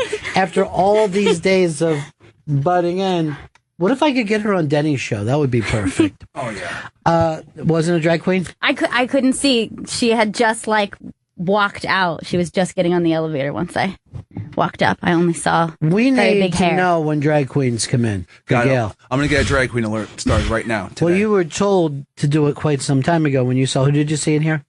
Oh, who was it who I saw? Oh, well, I saw Alaska Thunderfuck. And she's the most famous of all? Yeah, she's my favorite.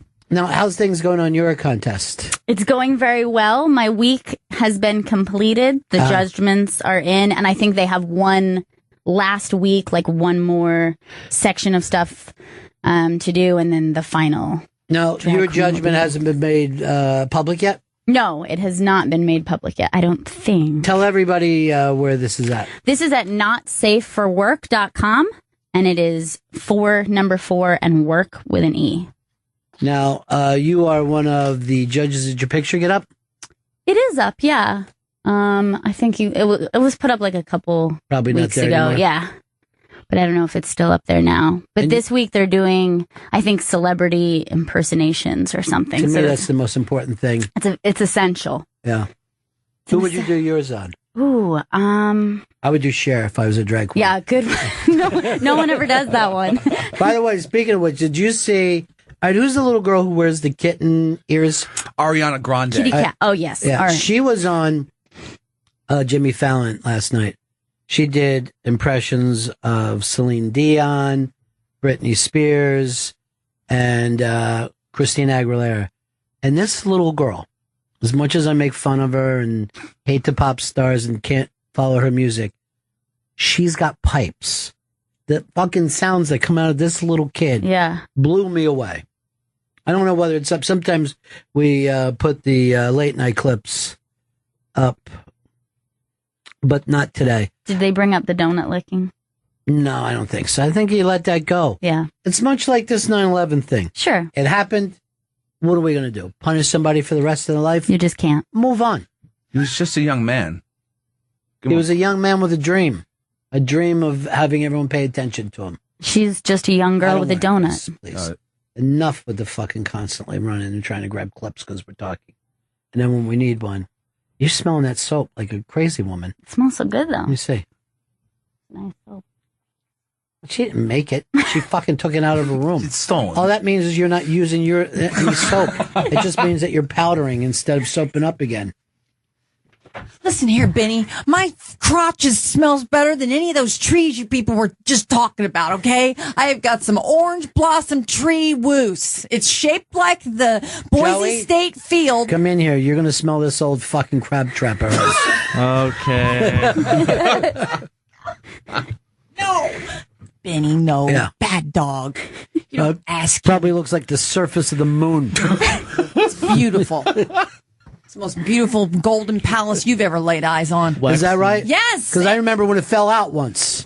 It didn't fall out. When you had that car accident, your box fell out. Oh. It was fucking hanging from a string. Ouch. It's not a disco ball. I know it isn't. But it was It's just as festive as one. She had though. it tied up. I thought she was wearing a fucking wire. She had it tied down her leg. Remember, I was the only one to visit you in that fucking hospital. I have 42 people in the waiting room. I got hit by a drunk driver, cut off finger, chopped off. Yeah. Whatever. How fast you go through that money? Year. You were, yeah. My attorney said he could get me a full $1 million. I said, no, I rolled the Hooters van. I can't do that. The chicken wing person van. And anyway, I got hit by a drunk driver, but I live to talk about it, so that's all I care about. Yeah, talk about it too much. The wing survive? Will. See? No, she's got a busted wing. You know she lost her finger, right? I know. The guy was six thanks for times the knowing. legal limit. I mean, I know we all got the great thing about living in a big city like we're in here in New York City. So excited to be here. Thanks. What is it, Grandma? You just call a cab, man. You just jump in. You when can you fucking Uber from anywhere now. You can get a fucking Uber in the desert. Oh yeah, I Ubered and almost got my car turned over in Miami. Why would you have your car?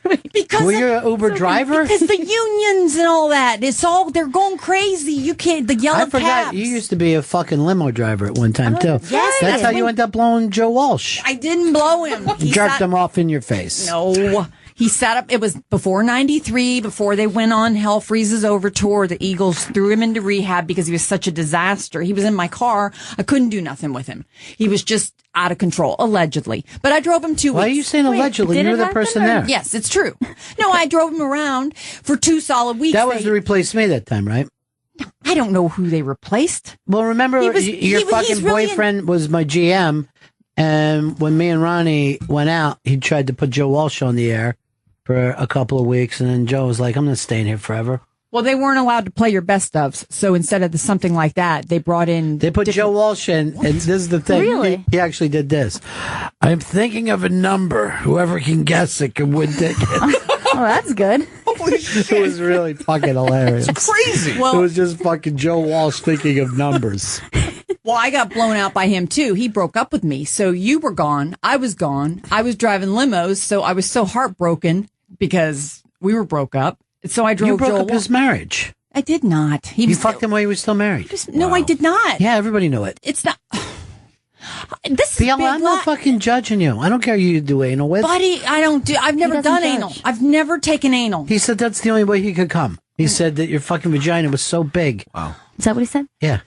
I do 100 kegels a day. How do you... I've never had a kid. I've got the Kegels? tightest pussy in New York City. Get fucking knocked out during a wing accident. Listen, Hold on, I dated... Vince Neil's on the He on is the not. phone. Stop it. Oh, here Wait, we go. no, it's Neil Schoen. No, you know how Why many do you big lie about shit? I have all kinds of people listed. David Wells is listening. Vince Wells. Neil's listening. Seriously, you are a 9/11 truther about your own self. You know what's weird? You know my 9/11 story? It's 3 seconds long. All right, I'm going to time you. Real quick.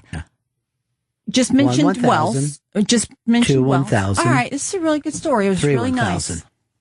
That was done. it. You were going down to David Wells during fucking. No, he was my best man at our wedding. No, we were down by Wall you Street. have one fucking reference that is current. My Just life one. is It's in the past. No, my life has always been around famous people, and I love the listeners too. So between the listeners and the famous people, I have no time for friends. I make love to the microphone, When's buddy. the last time you had a steady radio gig? Probably Sports Chicks, 9 years, CBS. 9 years ago.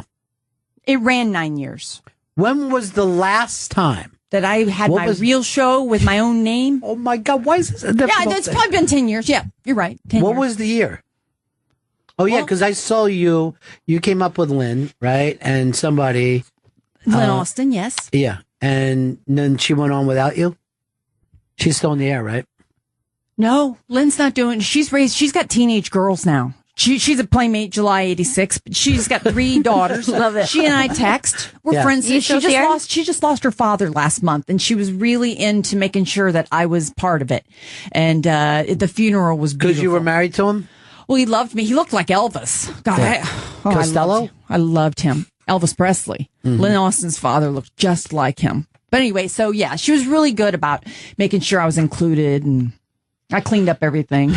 Well, that's why she wanted somebody can come over No, there I'm kidding. on a fucking vacuum cleaner. No, she had a wonderful father. She's devastated. Yeah, they were really close. So, but anyway, that was my last gig. So I'm hoping current something soon. It looks like Sirius is very, very interested in you right now.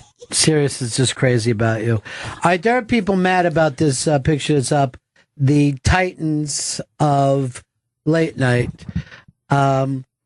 They think that if you look at this is all the people with late night shows, that perhaps there's too many gray and black suits and no skirts or dresses.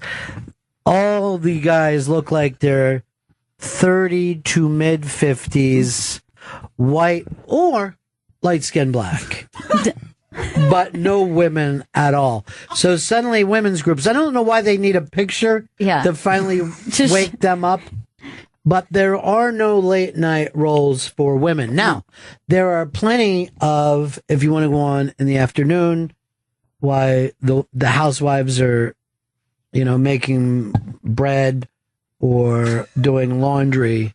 Yes, you can go on with Rachel Ray, who has a cooking show for, as far as I know, has never professionally cooked herself. Yes, during prime bread making time. Yeah, she's prime bread making. She's going to get you 30 minutes or less. But does this, Chris, seem unfair to you?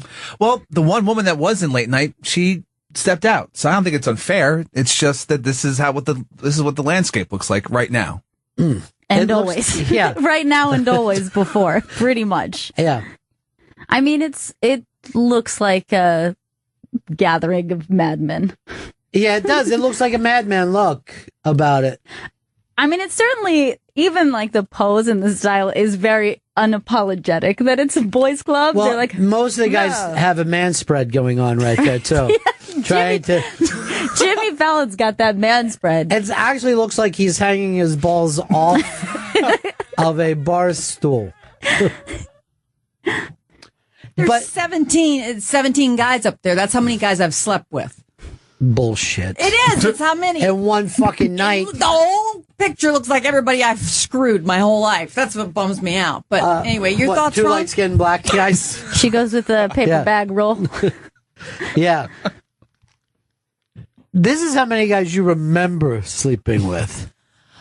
And by the way, oral is part of it, BL. And you're fucking known for oral. No, I'm not a big oral girl. You know that. Everybody says. I was here at Christmas. I told you I get the head tap. Come on up, honey. No. Just stop it. Okay. It's no good anymore. So it's not that you're not big on it. They're not big on it. You're fucking gnawing on it like it's an ear of corn. She's actually turning it. I don't what was like that fucking noise. I don't like big penises, Benny. Jesus, how many times I got to tell you? Every guy that you're in has had a small penis, tiny little penis. Dating. I dated one guy from Cornell University, basketball player. That thing, I kissed him on the fourth date. It came up out of the Levi's 501s. I said, oh, hell no. He was in love with, I broke his heart all over Tampa Bay. I don't know who you're talking Where about. are we at now? Holy shit. Okay, so you're asking me if I fucked 17 guys. Yes, I told didn't. you. I never said One that. night stand out of all of them. That's not bad. And I gave 2 blowjobs to some guys that I wish I wouldn't have. And Simon and Garfunkel. Hello, darkness, my old friend. She really sings, you know? Yeah, she does. You don't have to push her much. Oh, no. You put her Yeah. hand in the fire, You she don't want gives the all the fucking- information. You don't want the fucking cop to get her hands on her. She'll fucking give it away. She'll tell ISIS where our tanks are. Give it away, give it away, give it away now, give it away, give it away. That's not funny to anybody. It's not. Here's our buddy Blowhard. Go ahead, Blowhard. You know, this sounds like he took some lady out of Bellevue and just gave her, like a crazy homeless person in Central Park, her talking about her vagina smelling and her blowjobs and stuff. Yeah. This is like repulsive, disgusting, awful radio. I'm guilty. And I really think that it's time just to escort her out. It's just so horrible to hear this stuff. And the non sequiturs and just the craziness. Look, I'm guilty. What can I say? I It's gave an like, old friend. You went to Bellevue and just took her home, and it's like, hey, you want to be on the radio? It sounds like insanity. I just was going to give you anal, sir. Sorry about your luck, There you buddy. go. You know, it's like repulsive for a woman to talk like that. But just picturing you and just it's like I want to throw up. You make me sick. And they should really just take you now and just put you outside and just wait till the show's over, and then they should just give you a Happy Meal and take you back to your mental hospital. You know what? It looks like you're reading it off the script, buddy. Okay? It looks like you're calling in for somebody. You know You're what? not real. You're fake. Yeah, I wrote a script. Yeah, I definitely wrote a script. I'm guilty of giving an old friend a shot. There's no doubt That was about so that. nice of you, Ronnie. And normally when you bring in your Florida friends, they're good people. But this woman is just. I mean, like I said, it sounds like she just like just got out, and she's just should be like in Central Park right now, urinating and just out on the street. She will be. She'll be. Yeah, this is like, is she living in a cardboard box? Where is she staying? Is that not good enough for you, sir? I'd be with you if you would live in a box with me, but no, you know what? You're highfalutin. And you're highfalutin. I mean, come on. What year is it? Yeah, she's just What fucking year? crazy. It's the year of you and me. I love you. Ronnie, I love you, brother, but this woman is like the most impulsive woman I've ever heard on the show. I understand. I'm not tossing your salad, buddy. Get out. All right. Fucker. Yeah, you can't Who is talk. that guy? You can't. He's a listener. I love you. He's a listener, and you really can't, talk to listeners that Well, way. how come the listeners love me except him? That guy. I'm not getting it. I could read your text right Tell now. us more about your vagina and how it smells like trees. What the fuck does that mean? She said it smelled like a tree, and I don't know. I mean, I know it's some living, maybe the moss. I don't know what it was. And I really love Gail as for a female perspective. Yeah, she. But when this nut job comes out, It seems like Gail started acting like her today too. Like Gail was like, Tootsie or whatever his name was.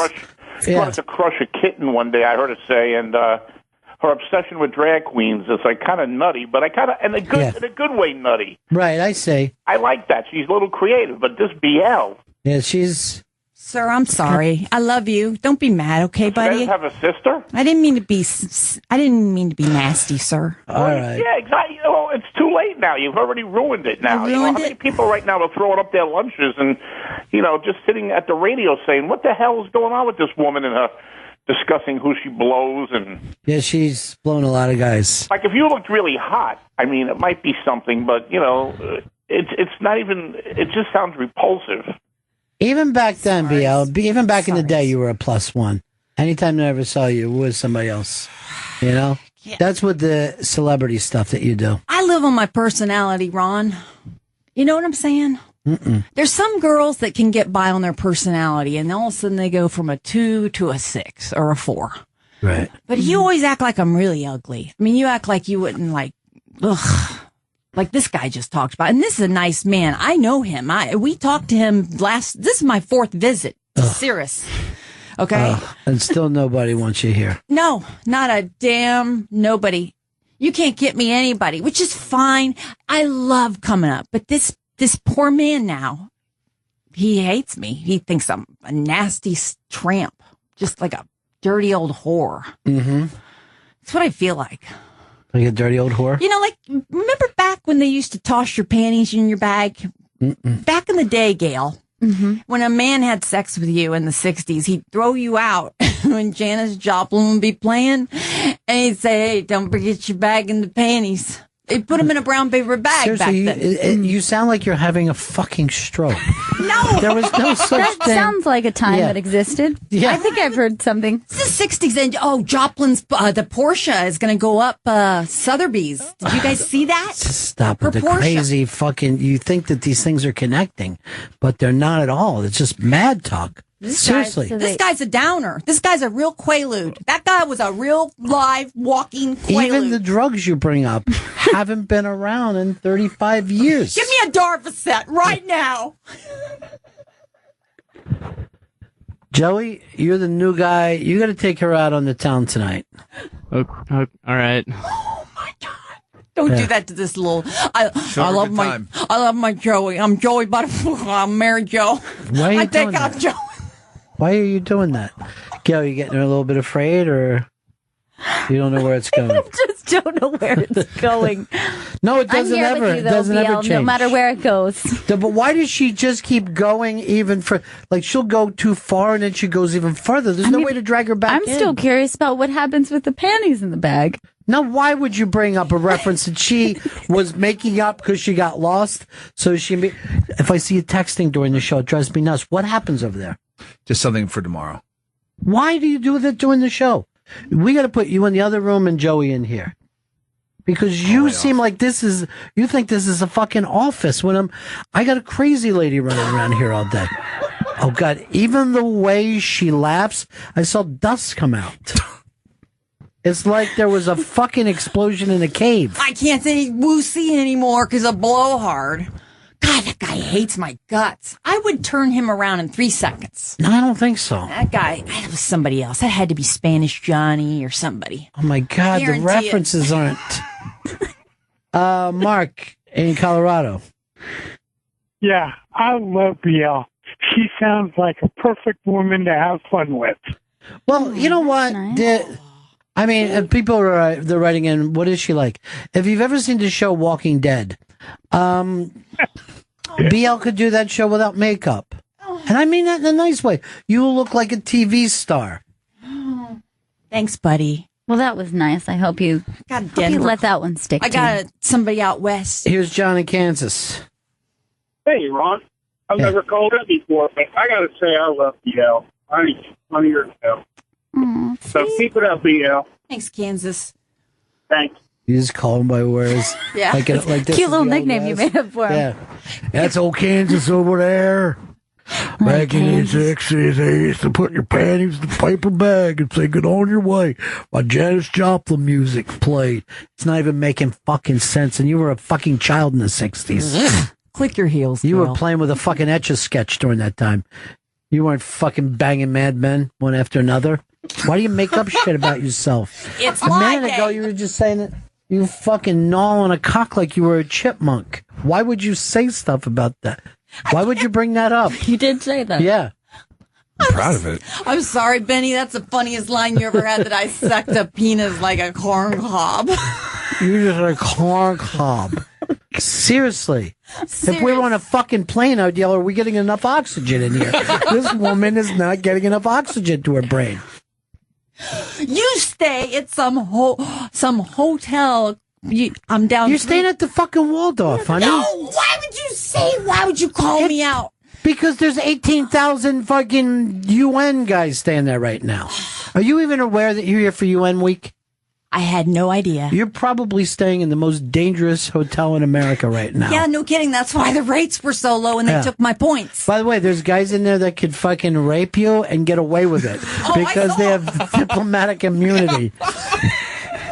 It's a right to rape, really. It's a right to rape state. Hey, aren't you curious about what he was texting about? He's saying it's for tomorrow's show. I am curious. What do we got lined up for tomorrow? Something better than today? Just something that I was working on. BL's saying that she's staying here for a week, and you told me Here 1 all day. week, bitches! Yeah, and I told her one day. September 16th was the day. She asked for 1 day. September 16th was the date chosen. Here's Murray in Florida. Hey, what's up, guys? I love BL. She gives me that feeling like I'm on a roller coaster, just about to go down that hill. The whole time she's in there, like I have total angst right now. But I'd love to see a picture of her. Well, yeah, no picture. She posed for it's the picture of Dorian Gray, and she that's literally her picture. Chris Stanley getting a literary reference. I'm very fucking proud of that one. You know what'd be fun for BL? A night in Brooklyn, Gail. Just hanging out in Brooklyn. You take her around with the hipsters. Yeah. You'd like to do that, BL? Dude, Brooklyn's made a comeback a couple years back. You can get a penthouse there now. It's down about $3 million. Brooklyn is the city for white people now. Jesus Christ. I could live there if I worked at Cirrus. First of all, it'd take me about 6 hours to get to work. Can I just bring this up to you? Yeah. You couldn't pass for white anyway. Why not? I'm white. Leather is not white, honey. I don't know what you think it is. You mother effer. Oh, my. I'm glad you said effer. I would never disrespect. That's nice. That's just really rude. Look at even little baby Gail. Even baby Bangton's looking at me. Why like, you never said Bangton before until Stanley did. Now you stole it. He stole it from me. You know what? Right. It's lie day here. Stanley? Yes. Stanley said it first. Yeah, that's mine. That's my fuck up that I own. I was here when I was here my big week in July when I got 13,000 YouTube hits. I said Bangton first. It's on there. You had never said it before then? Crazy. So you You're stole making that. No, I didn't steal anything. I brought this up before. Oh my God, this is awkward. No, don't say she's here. Oh my Don't God, this Don't bring is her in. awkward. Oh God. Jenny Hutt. Are you periscoping right now with BL? Is that what you're doing? Sit down. Look, let me see the. Sit, please. No. I'm not taking your seat. Jenny Hutt, you're an actual host. You sit down in her seat. Oh, stop it. She gets nothing. Hi, Jen. Hello. There's enough microphones to go around. I thought that these two would make a. I thought that these two would make a great show together before. Yeah. You said no, Jenny, and then BL cried. I don't think BL really cried. I'm telling you, For BL, reals, did you like cry? Tears, like actual ones? 3-4 shows. I've been fourth time in New York, and Jenny just knows I'm from the wrong side. I'm just a white trash tramp. I don't what? Just she knows. I was born in a bad place. Well, I'm not even understanding what any of that means.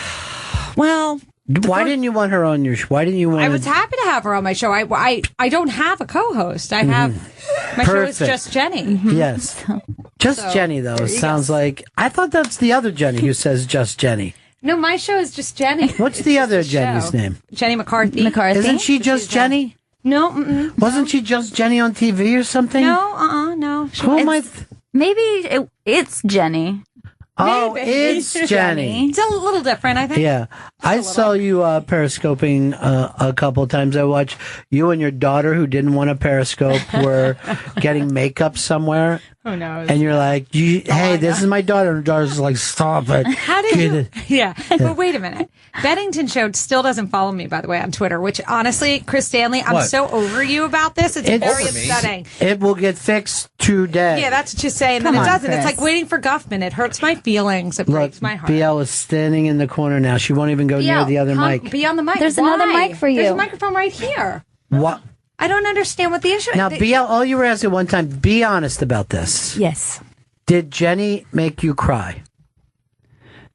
Just the idea of being in New York the first time, it's because the first time Jenny and I had an issue, and we've never had an issue. Yeah, I mean, we don't have any issues. I respect her. I love Jenny, and I watched her I've watched her since way back. I've followed her career, and you had me on with her, and you said something, Benny. You said something I don't know. I think I said really trampy language, and then she came in and she just was like, "Oh God, I don't want that girl near me." Never. Okay, I would yeah, have you were that disgusted. is so not You how were it happened. disgusted by her. No, it's Well, not how I you speak. and your family legacy. But remember you said to me, Jenny, you go, when would I have her on? Hard Tits Thursdays? And I'm going, yeah, that's right. You do have a hard tits Thursday, you though. got your breast job before they had worked it out properly. It was early. Right, This is just BL? nuts. Like, I would discriminate against somebody's whose boobs hardened. No, they came in hard. She had it done with like a concrete thing. I had to buy a Walgreens bra, Jenny. It happens. I forgot one. I'm at the UN hotel. Okay.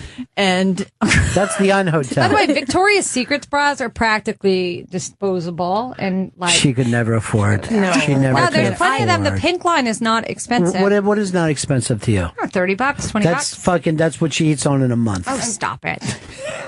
No joke. Why? You don't think that there's poverty in this country? I do believe there's poverty. I Yeah. think there's a big problem with poverty. What are you saying Yeah. at your 16th birthday? Oh, jeez. Oh, you here gotta we bring go. it Come up. on, tell Why the do we have to story. go Why back do you to gotta- this yeah. now? Please, Jenny Hutt, please tell me. Did you see the video I recently posted from the U.S. Open 1987? It was like my first foray into television. No, you were just you were 40 was at the time. 17, Okay, and it's 17. spectacular. Yeah. I am such a loser. It's awesome. Much has changed. Yes. Yes. Yep. Why do you put these things up too that embarrass you? Why Because do you- I think it's just all. I think everybody has a history, and why not share it? It's fun. It Yeah. makes me laugh. It actually. Now, did you hear my about the kids kid like it. who today? That's the Yeah. comedian. Yeah. Oh. That said that he was in the towers on 9/11 and he wasn't. What's his name? Steve Renazizi. I didn't. I thought you were talking about the kid who got sent home from school or in trouble because of the.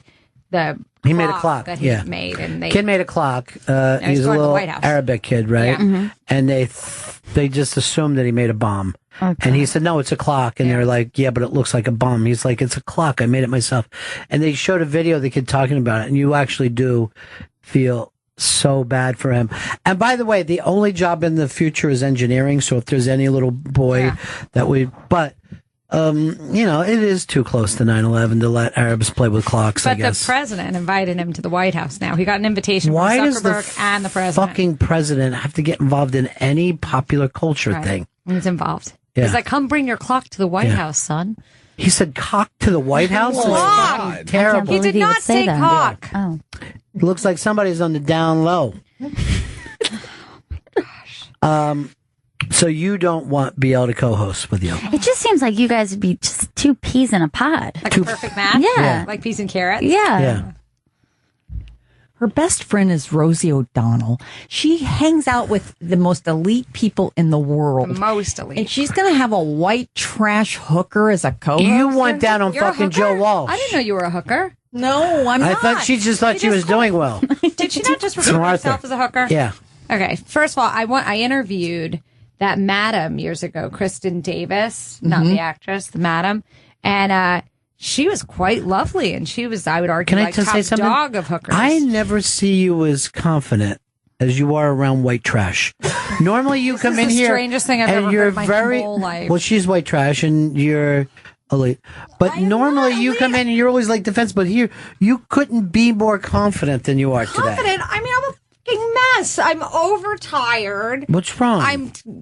What's wrong? I have 2 teenagers. I don't sleep. I mean, that's like life. Could I try to tell you how to Sorry, they're feel 3 better? and 5. How? Be a person and not a brand. Stop treating yourself as a brand. You don't need to do that. Okay. That's my biggest You're failing. constantly my trying to biggest brand. failing is that I have no brand. You're so trying to brand constantly. What you am don't I need branding? to. Exactly. Just stop and fucking chill. Right? I can't. I mean, I mean, honestly, not all of us. Like, so you have respect upon respect. I mean, you are Bennington. You are a legend. You Yeah, are true. like The the legend. king of, like, you are Bennington. That's Okay, but here's the it is thing. defined for me. I have to hustle and scratch and. But look, yeah. you can always look back at people less fortunate, like this fucking dirt farmer just coming in here, scratching around like a goddamn chicken in a field. Look how much better your life is than hers. I don't even know what you're saying. And you look pretty. This fucking girl looks at trailers and goes, thanks. someday. Yeah. What did you? Someday. Oh, Ron. I was on your side when I said that. I know. Doesn't, but you know what? Can I ask you a question? Yes, Ron. Who gets a gray wig for themselves? I don't have a gray wig. That's real? Yes, Oh, my. God. I have the Holy thickest hair. shit. I have the thickest hair in the world. I swear. Thickest, a mop is not hair, honey. It's amazing. It just needs to be coutoured. Which What means colors cut. are they?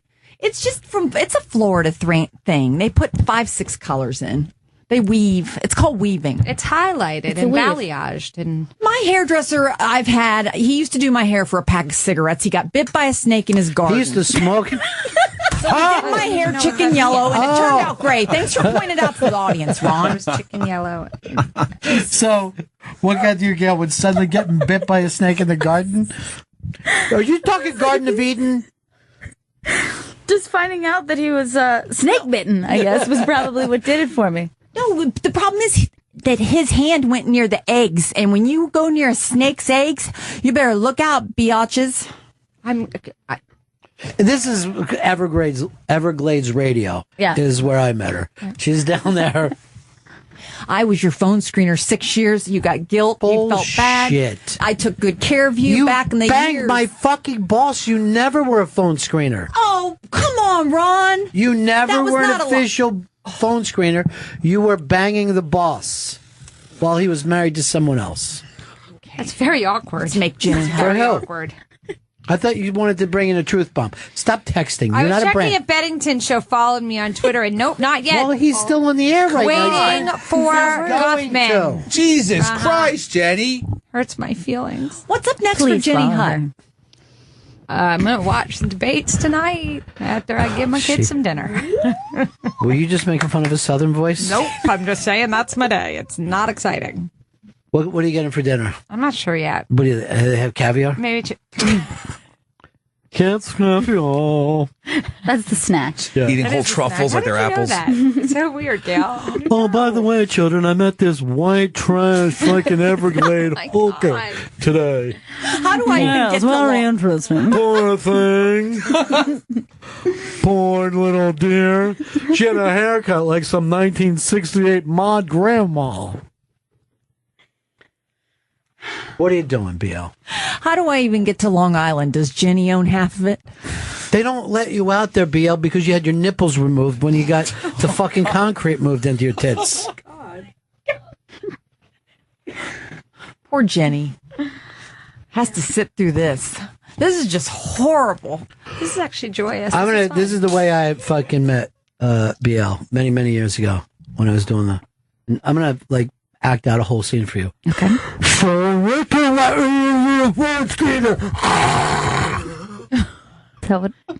happened? First of all, Gail was 5 years old. That's all right. I was out. You had sunglasses on, and you said, "Hey, I was with Lynn Austin, my friend. She was promoting her Playboy." Here's what I saw. 1986. Here's the way I remember it. Garner's wife. Oh God. Forget it. Just rude. One day he goes to me in the office. He goes, "Hey, is there a problem?" I go, "What do you mean?" He goes, "BL hasn't been on lately." I go, "Shut the fuck up, dude." I go, "Don't follow me down your fucking crazy, funhouse ride you're taking. Let's all ruin our lives one at a time." You drove him crazy, though, huh, BL? Crazy which aspect? He said being with you was like just chopping up rails, he said. You had him just wrapped around your finger, huh? I've had every man. No. Oh, every man, once they get that. They say, and I'm going to try to be as gentlemanly as I can. Okay. They call her ashtray pussy down in Florida, and I don't know exactly what it means. Let me just say thank you for being a gentleman about it. But it's intriguing. Just hearing that, like ashtray pussy, huh? I'm in. What is it? Oh, Mr. Mark Norman stopping by. Well, do we need to break first, or? Yeah, we should break first. You can't book all these people at the same time, Chris. I know. It's okay. I'm going to head back home to Jenny, get my kids. what a pleasure. Let me know when you Periscope each time. I know there's 40 a day, so I can't always catch Listen, them. when Bennington Show finally follows me on Twitter, you'll get the notifications. Oh, hey, everybody. Listen, I'm just here at Fashion Week. I'm at Jenny Hutt on Periscope and Twitter. Yeah. Oh, God, fucking Flatheads. My Instagram's just Jenny Hutt. There's my promoting now. Look, this is how much Flathead has been trying to tell me BL stories during the show. I've been missing it. And one of them, he even just tried to FaceTime. Wow. He needed expressions. Wowza. I will make sure that we give a follow to you, but you got to do something for me first. What's that? 2 weeks with BL as your co-host, as your guest co-host. Do it? I think the chemistry is there. It's amazing. Listen, bring it. BL is welcome to call into the show. I will put her on the air.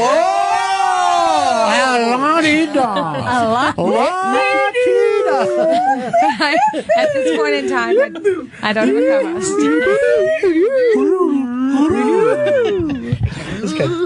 All right, that's too far. Cowardly lion. Oh, wait, that's her one impression she does. Go ahead. Wait, let me hear the impression. Let's do your cowardly lion impression. Jenny. That's her giving. That's actually pretty good. No, that's her giving the head. Oh, okay. Back to being a gentleman. Yeah. See, the slutty stuff is what keeps me Yeah. the slut off the Hut. I'm telling you, that's what keeps me off her. This is my impression of Slut BL. and Hut. It's a good name. Slut and Hut. It's not bad. It's pretty good. You're looking for branding. Yeah, when you I think don't about know. it. Slut and Hut. I like it. I'm going to do my impression of BL now, right? Okay. I do believe in cock. I do believe in cock. Look at her. Thank you, Jenny, for acting like you would ever let me even call your show. Of course you can. What is the phone number in case someone does want to call? 888-947-8277. Why don't you just go back to your life like fucking Brandy, waiting for fucking sailors to come in? And her name was BL. She's a fine girl. Fine girl. What a good wife you God. be. But your love. But your vagina's an ashtray pussy. Well, she's dry and she's cracked down there like the moon. Fell in her underwear. We got a break. We'll be back with Mark Norman. Jenny Hutt, everybody, watch her. She periscopes. She does all kinds of great stuff. Tomorrow is what, Weight Loss Thursdays? No, it's just Thursday. Okay, Weight Loss Thursdays tomorrow. It's going to be exciting. And then you got a psychic on Friday. Totally. Yeah, it's so the shows are so good. She'll talk to your dead grandmother. Yes. Right back, Bennington. Very, very funny. Mark Norman is here today, performing at the Arlington Draft House in Arlington, Virginia. Great spot. Go to arlingtondrafthouse.com for tickets. Also, Dead Crow Comedy Room in Wilmington, North Carolina. Another great room. And, of course, this podcast, Tuesdays, with stories available on the iTunes. Mark Norman, welcome back, buddy. Good to be back. Big fan. You look exhausted, and you said to me there's a problem in your personal life. I got a rodentia dilemma. This thing's crawling right by my bed. I got a mouse in the house. It's killing me. Now, here's the thing. If you had a cat or a dog, it would be adorable if it ran around during the night. Sure. Why do people act like a mouse is such a... It's not a rat, right? No, but I'll It's tell you, a mouse. It's one word. Yeah. Scurry. Okay, they scurry. The sound of The scurry, they and they're so quick. I see it, and then it's like a blur across my floor. Right. I'm on the bed in my nightie, I'm holding a candle. I got a nightcap that's limp. It's brutal. I'm dying. No, but it isn't really different than a hamster. A person could own a hamster. It's not different than a gerbil. Yeah. It can't hurt you. It doesn't. It's just a pet. You have a pet that comes and goes as it pleases. That's all. You know what it is? It's a size thing, and I think it's the same with genitalia for men. You don't want an animal to be too small, and you don't want a lion, and you don't want a mouse, but a dog is right in that gooey middle, So you're saying a man doesn't want too big of a penis or too small of a penis. You want to be in that middle 90%. Yeah. Exactly. Not the 5% on either side. No. I've never heard people bring that up with mice before. No. But it's an interesting thought. Just hit me. Write that down. Yeah, write this down. Pull that. It's going to be a special. Yeah. I like animals the way I want my penis to be. Yes. Now, that Normal is- size. Yeah, it's an interest. See, I think, and I'm going to warn you of this because you've never had mice before. Please. When you get a trap, you think you'll just find a dead mouse that you find out. But what happens is you hear a snap and you'll hear a scream, a little eking scream that goes on for a long time. And it's terrible. And the nice traps that are... they don't. Yeah, they don't work. They don't. No, they don't work. No. No, glue trap is No, that's the worst even thing you worse. can do. I used to have a lot of mice in the apartment, and then I found a mouse in a glue trap, but it was like only part of it on, so it was crawling with the glue trap. So I didn't know what to do. That's horrible. So I sprayed it with a roach disinfectant to see if Nice. I drenched it. God. It didn't kill it. No, Yeah. it's still. That's horrifying. It kept bugs from biting it. Oh Jeez, my you occupy God. Wall Street at it. This is horrible. Just maced him in the face. I actually saw a mouse in my apartment for the first time since I moved there. I never have seen one before. Saw one a few nights ago. For whatever weird reason. You're leaving food all over the place. Well, I like to have a little snack, and Off that's the my floor. business.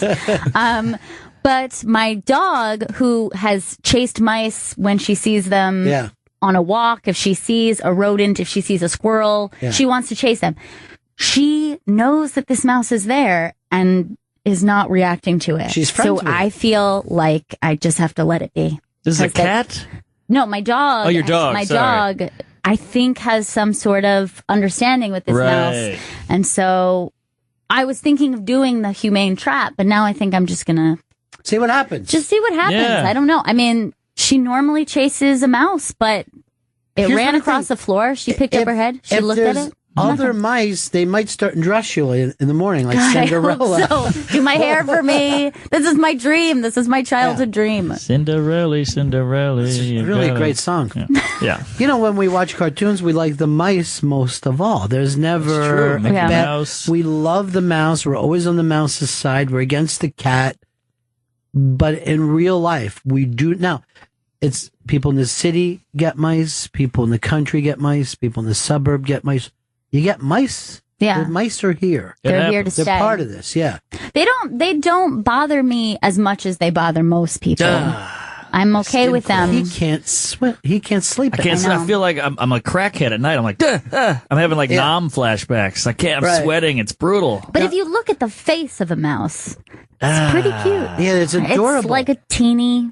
But here's also the thing that mammal, happens. so it's Once you see mice, you'll start to see them whether they're there or not. You'll Yes, be like, what? exactly. Something went by here. Right. Did something quietly go by. I'm definitely like that with bugs. Like if a bug touches me, there's bugs all over me for like a week. Sure. Yeah. Like everything feels that way. So a mouse could definitely. You start to see the phantom blur. What is a blur? Is that it? People always say that, though. They always go, well, they're so cute, but Asian babies are cute. But if you woke up with one on your desk, that would be fucking terrifying. You know? I probably would put it on my glue trap. I don't know how, like, if you just said to your friends, I can't get rid of these Asian babies. Yeah, you got to put some rice down. Everywhere. Got to put some duck sauce on a trap. It's crawling over. Yeah. That's it. Take it, baby. Yeah. Put your tongue right there. And then when you catch it, you hit a gong. Oh, see. I went too far. Yeah, Damn it. the gong did it. I love a gong. I mean, I was worried about duck sauce, but I saw everybody else laughing. Yeah. So I'm like, I'm going to stay here for a while. Safe. Yeah. You're I'm gonna like, go gong out. I know is wrong. Yeah. Now, what have you been doing on your podcast lately? I know Yeah, me and Joe List do our pod, and we have guests on it. We try to replicate a diner hang with comedians at 5 in the morning, and everybody comes on, and we talk about road stories and women we've bedded and drugs we've done and booze and crazy nights and fights, and so it really is just comics that can't sleep, whether it's because of their own addictions or mice problems. Yes, because Joe's been very honest about getting clean. And by the way, this is the thing, so you never. Joe doesn't seem like an addictive personality. You know what I mean? Yeah, you don't. Me, you could say, oh, that dude's definitely addictive personality. But he doesn't come off that way. You're right. No, he doesn't come off that way at all. but he's got it, boy. Yeah. I mean, when I first met him, he was a booze bag. Yeah. And I mean, I like to drink too. I'm hungover right now. Right. But he was like, he would call me at noon and be like, the sun's out, baby. The sun's shining. We got to get some suds in us. Ah! Woo, woo, woo, woo. And I was like, Jesus, I'm just waking up. He had that, those alcoholic mood swings. Yeah. And then you hang out with him for 2 hours, like, what are we doing, man? This isn't how to live. There's no way to live. And you're like, you were on cloud 9 4 seconds ago. Now you're in the gutter. You called me. Yes. And now you're crying that your life is What kind of life is this? Right, Yeah. right. Yeah, one bad set, and he was, oof. Has anyone ever admitted something to you when they were drunk that they wouldn't ever say at any other time? Because I've had it happen to me before. Yeah, I've admitted things. I'm Yeah. usually that guy. Oh, you're the guy that'll go for it. I'm the admitter. Like, come on, which cousin would you have sex with? Yeah. A guy admitted to me that he got raped in prison while we were partying, right? Wow. And I was just like, well, this is fucking. And I was like, holy moly. And I was literally like, don't worry about it, dude. It happened. You're over it, you know? But then I see him again. He's just like this when he sees me. Like, Right. like I saw that dude knows. Wow. Right. He Look had on his face. BL knows this person too. David Tell? David Tell would have done a special. That's about true. It. That's true. Although he's not really a personal comic. But No yeah. one knows. Yeah. I always am a big fan. Who's this princess that's walking by? This is, I believe, the new Miss America. Miss America. Oh, that's new Miss America. Yeah. Georgia Betty. Yeah. And by the way, when I tried, that was RuPaul who walked by. No, earlier. it was Caboose not. on that one. Well, yeah, it's a caboose. So did she already walk back around, Miss America? See, to me, when Vanessa Williams coming back was bigger Yeah. than any story. Yeah. This is all before your time. It was like 84 or something when Vanessa was, and they had a picture of her showed up. But one of the questions that they asked Miss America, because there was lesbian pictures or, just porn pictures at that time. Right. And it was the 80s. It was really a different time. right? Where people would still get freaked out about that. Like, Boy George didn't act like he was gay. He's like, I just dress this way. But they said during her Miss America thing, they asked this lot, they said, you have a really clean vagina. And Vanessa Williams said, but I have a woman who comes in and does it twice a week. And that was the joke that went around in 1984 that we all loved. That's great. We all loved that joke. Yeah. And for a Miss America to be funny. Yes. That's rare. Exactly. Yeah. That's her talent, her special talent. Right. It's usually some ditz who can do like a hula hoop or something. Right. They're always somebody that it just seems like they've been kept under a cake dish by their family. You know what I mean? Like they're just untouched by the world. Yes. So they can be beautiful but have zero sexuality. You know what I mean? There's nothing sexual about them. Right. I didn't see much of this Miss America, but I saw some clips. Yeah. And I was really interested. I don't know when it happened, but I noticed that the walk is different. Like they used to do this very poised walk and it was a little bit stiff Right. and they kind of had this thing. But when they were doing maybe the swimsuit or something, they were walking out and they had this little bop and they all did it and they were kind of swaying their hips. It was a little sexed up a little. And I remember before it seemed wow, that's interesting. but it wasn't it wasn't overly sexual, but it's just a little bit looser than the Miss America pageant of my Times have youth. changed. Right. Which was very Barbie dollish. Yeah, that's the cool thing about women is you guys fucking compete. So I think if one chick's bringing the bop, now I got a bop. right. We're all bopping. Right. Yeah. That's what we're like doing they now. say, NFL is a stealing league. I think Miss America is the same way. Here's a thing that I noticed in physicality that's changed. There's a country band, I think they're called Florida to Georgia Borderline or something like that. Yeah, that's Florida Georgia borderline. All right, something like that. There's something like that. So I see them the other day, and they're doing the Good Morning America program, and there's a lot of people, and they're country stars, but their bodies were down, and they were doing a hip hop movement. Really? So when they were singing, it was all down here, and I'm like, that never existed. Yeah, in that was country. not a country thing to do. They kind of rap too. I've heard it. These guys are huge. Apparently, they're they're gigantic. very, very big. My nephew is a big fan because he's a wrestling fan, and they were on there. Florida Georgia Line. That's the name of the band. You said Borderline. Yeah, it was line. Borderline. It should be borderline. Yeah, hip hop culture it's everywhere. It's coming in everything. Yeah. You can hear, slang from old people and Weird Whitey is saying bae and all that shit. Yeah. It's kind of cringeworthy to me. But that's how the world exists. At one point, it's a couple of black kids in Harlem, and within 3 years, it's housewives in Iowa. It just kind of moves its way around. You remember, bling used to be something that rappers said And now for it's a real, thing. and now it's something that housewives say. Exactly. It's look at my bling, everybody. Right.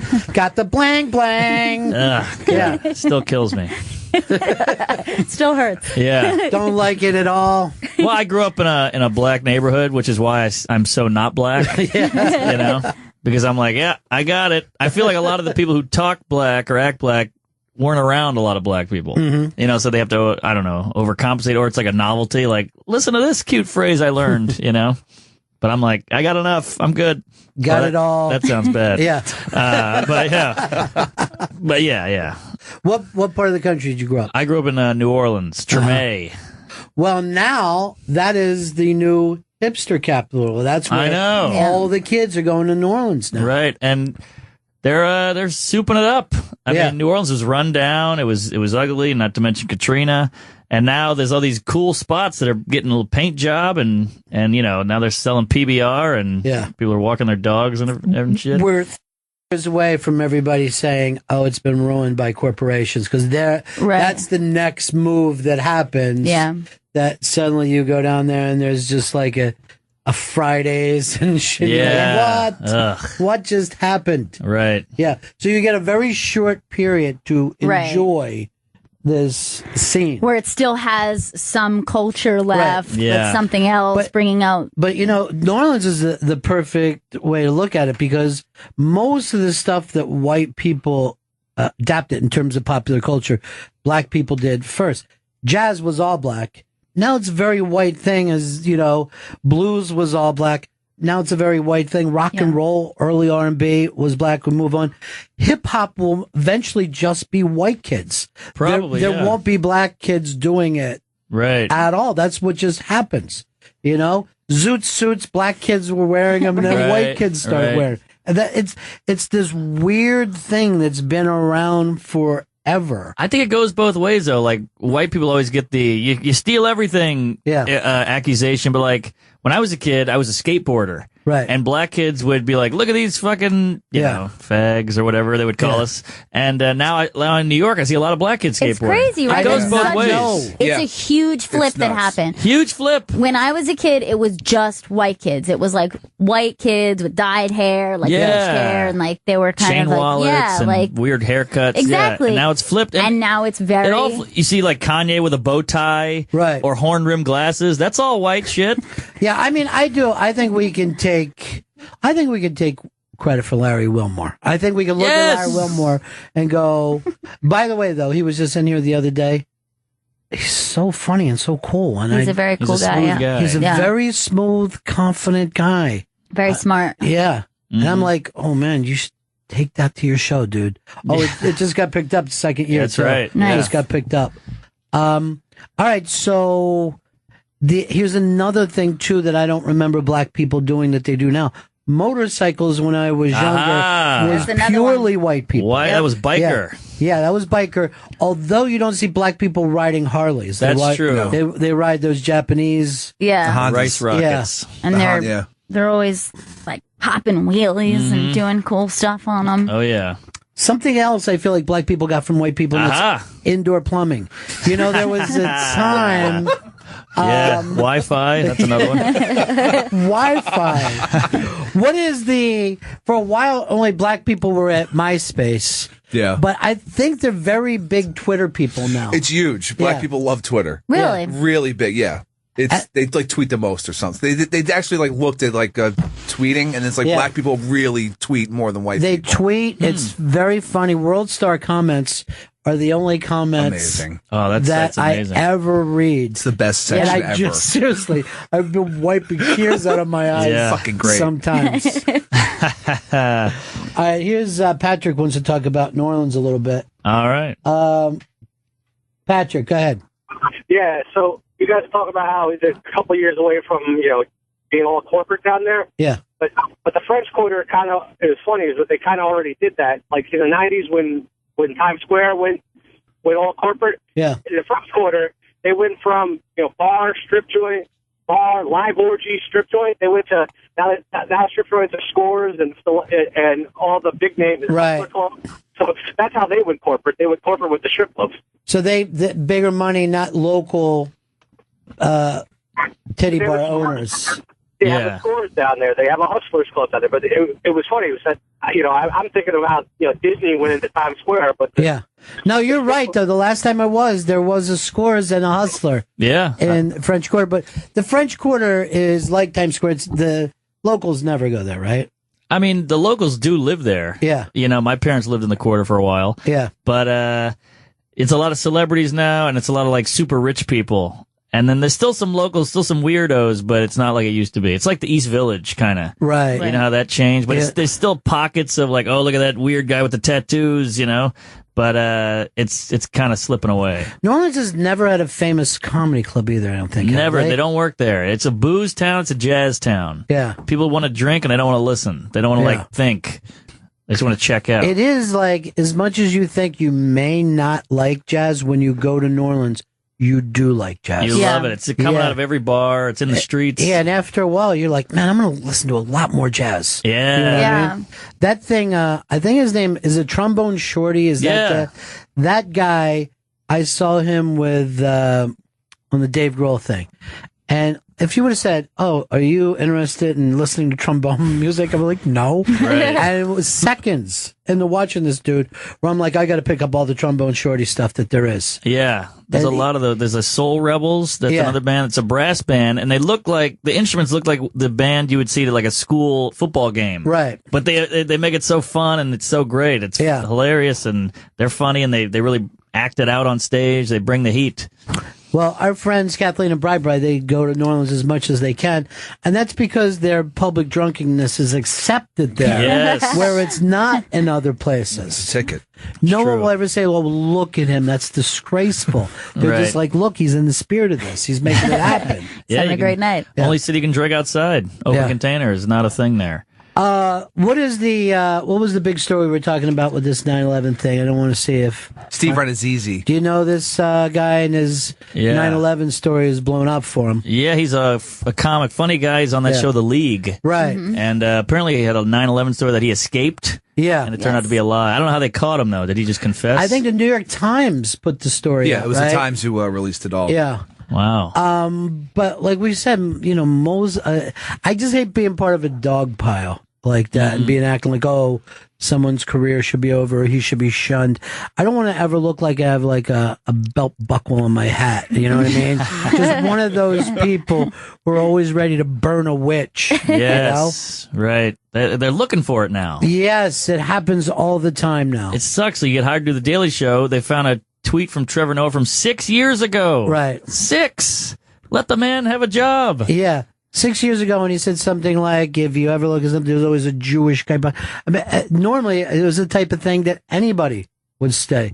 So when people go, hey, don't act like Jews run agencies, I'm like, I've never done anything but this in my life.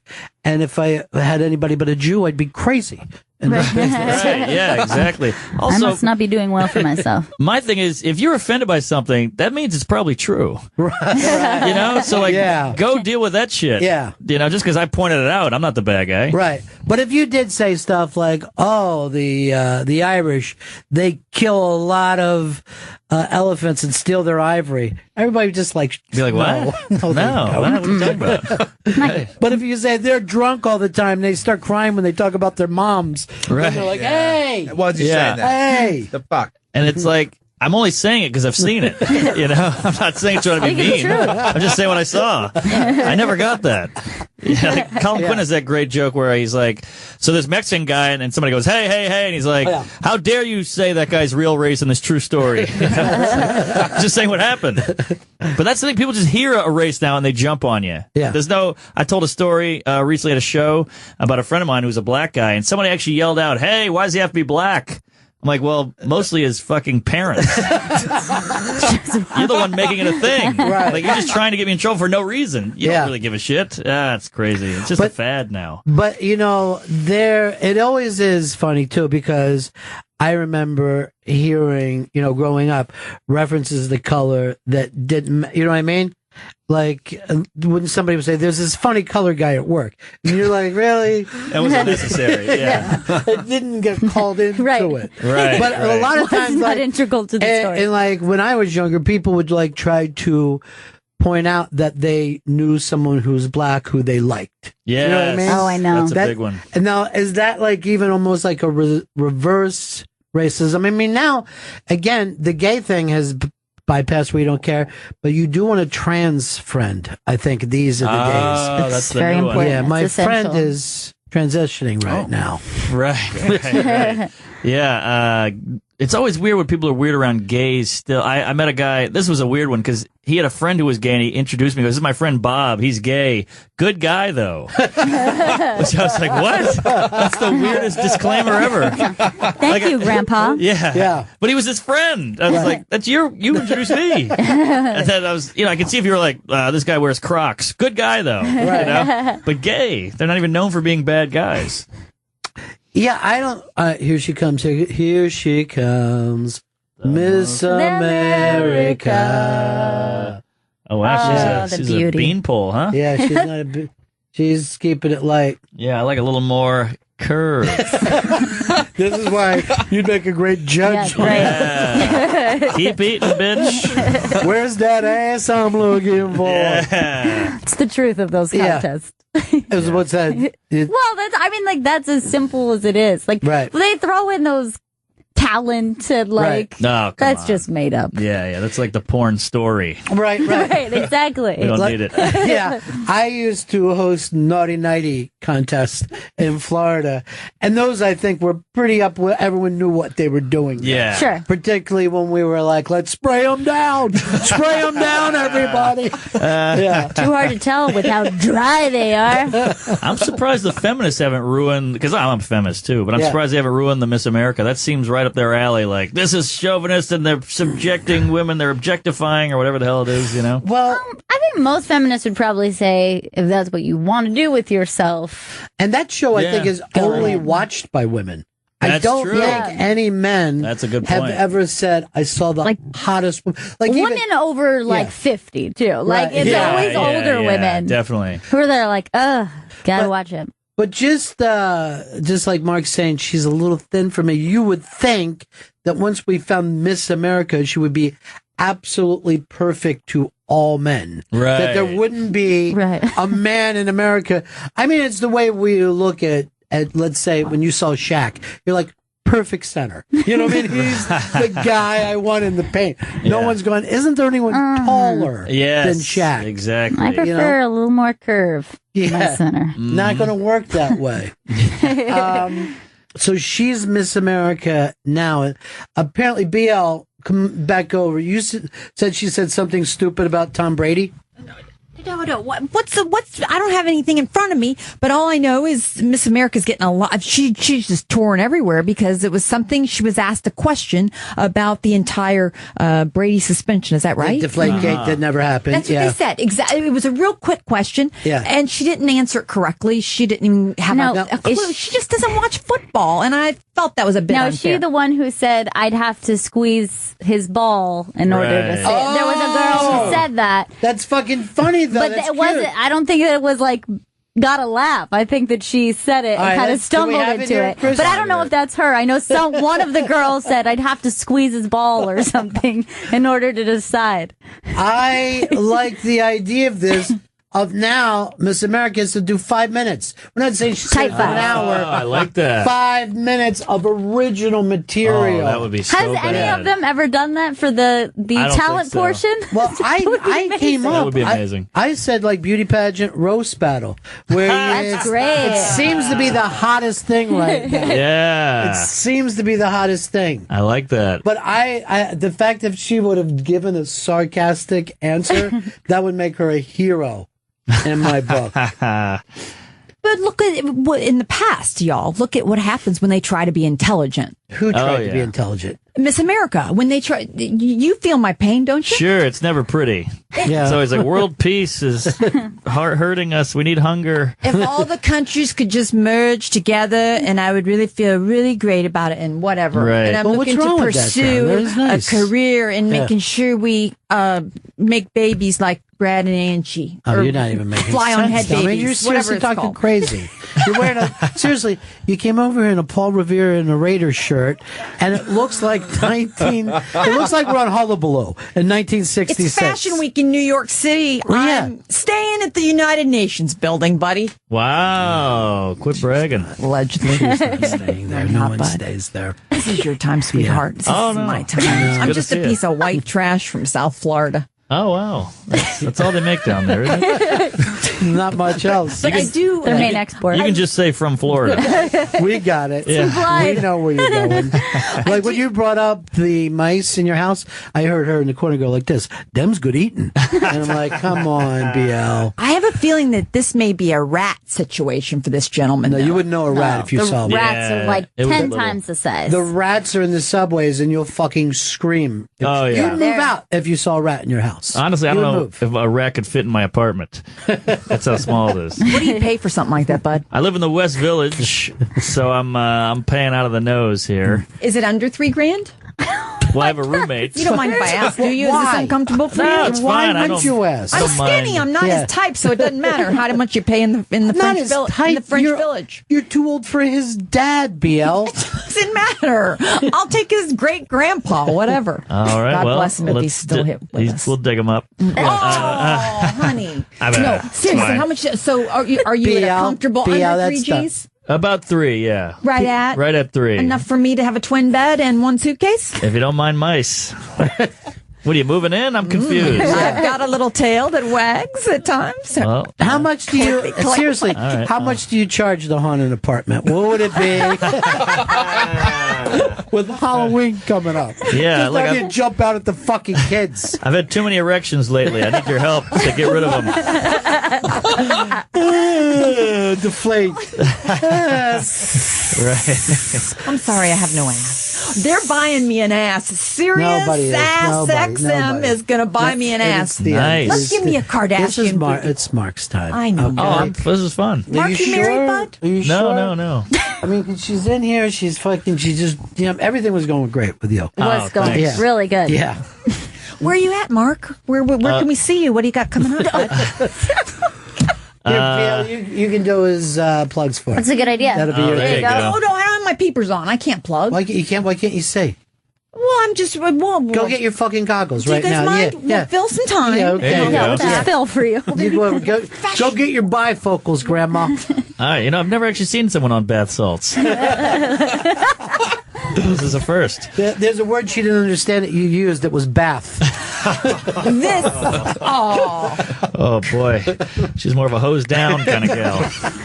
All right. Yeah. There you go. Go ahead, Swamp Moss. Let's go. The cutest Dinner little library. woosie. All right. Of course, we're with Mark Norman, and Mark's performing at the Arlington Draft House in Arlington, Virginia, Friday on October 2nd. Go to www.arlingtondrafthouse.com for tickets. Mark's also performing at the Dead Crow Comedy Room. It's in Wilmington, North Carolina on October 16th and 17th. Mark can do his podcast anytime he wants right on my crotch on Tuesdays with stories, which is available on iTunes. And also, of course, you can go to Twitter at Mark Norm. What? You put on glasses and it dulled you up a lot. You became like a librarian. Well, you cover up my face. Yeah. You got to lean backwards here. You cover the head. Oh, my God. Look at those glasses. Because the eyes get enormous. Very you want me to stare up? You want these blue eyes over your hip bones, Benny? What's that mean? What did she Staring mean by right that? up. What did that even mean? Did it mean anything? It means I'm not going to explain the joke, Benny. You always taught me that 29 years ago.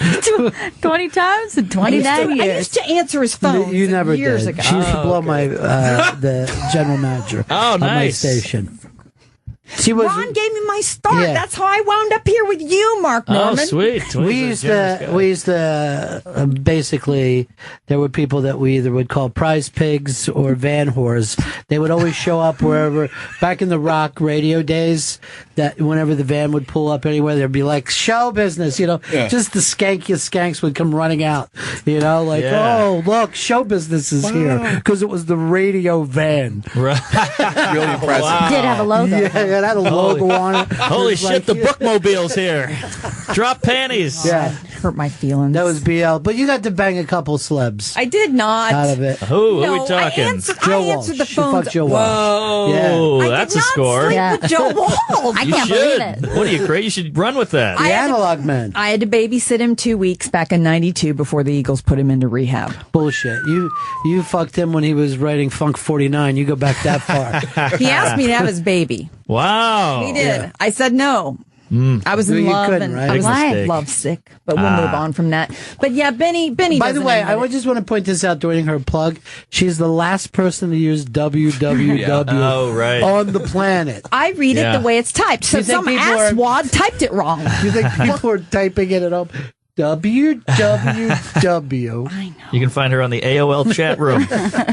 It's weird because Ron taught me. He really did teach me. It's got to move out of your ears and out of your mouth at the same time. But that doesn't make sense. that what I you- would, is no, that why your would I lesson? say it's got to move out of your ears and out of your mouth? I at wish the you same would have time? told me that years ago. Back in the day, if someone's talking in your headset and you would say, BL, you're going to go into rhymes with Baymart and go into I would do bits. So I'd go out on the street and he'd say, BL. You weren't even on the air. We just got you to leave the fucking studio, BL. Yes. You made me go into Kmart and made guys go back and whack off, pardon my language, with me in the canoe section. It was horrible. Now, here's the... You made me run through the All right, just stop for a second. Walgreens Because and it's say my crotch was burning. No, Oh, here's boy. the deal. These were shock jock days, but this is so bad that I don't even remember this bit of making guys go in and jack off on her in a fucking Walmart. It doesn't sound like a bit. So much as prostitution. How burnt out is my fucking brain that I wouldn't even recall that. Like, I guess so. Do you think it's true,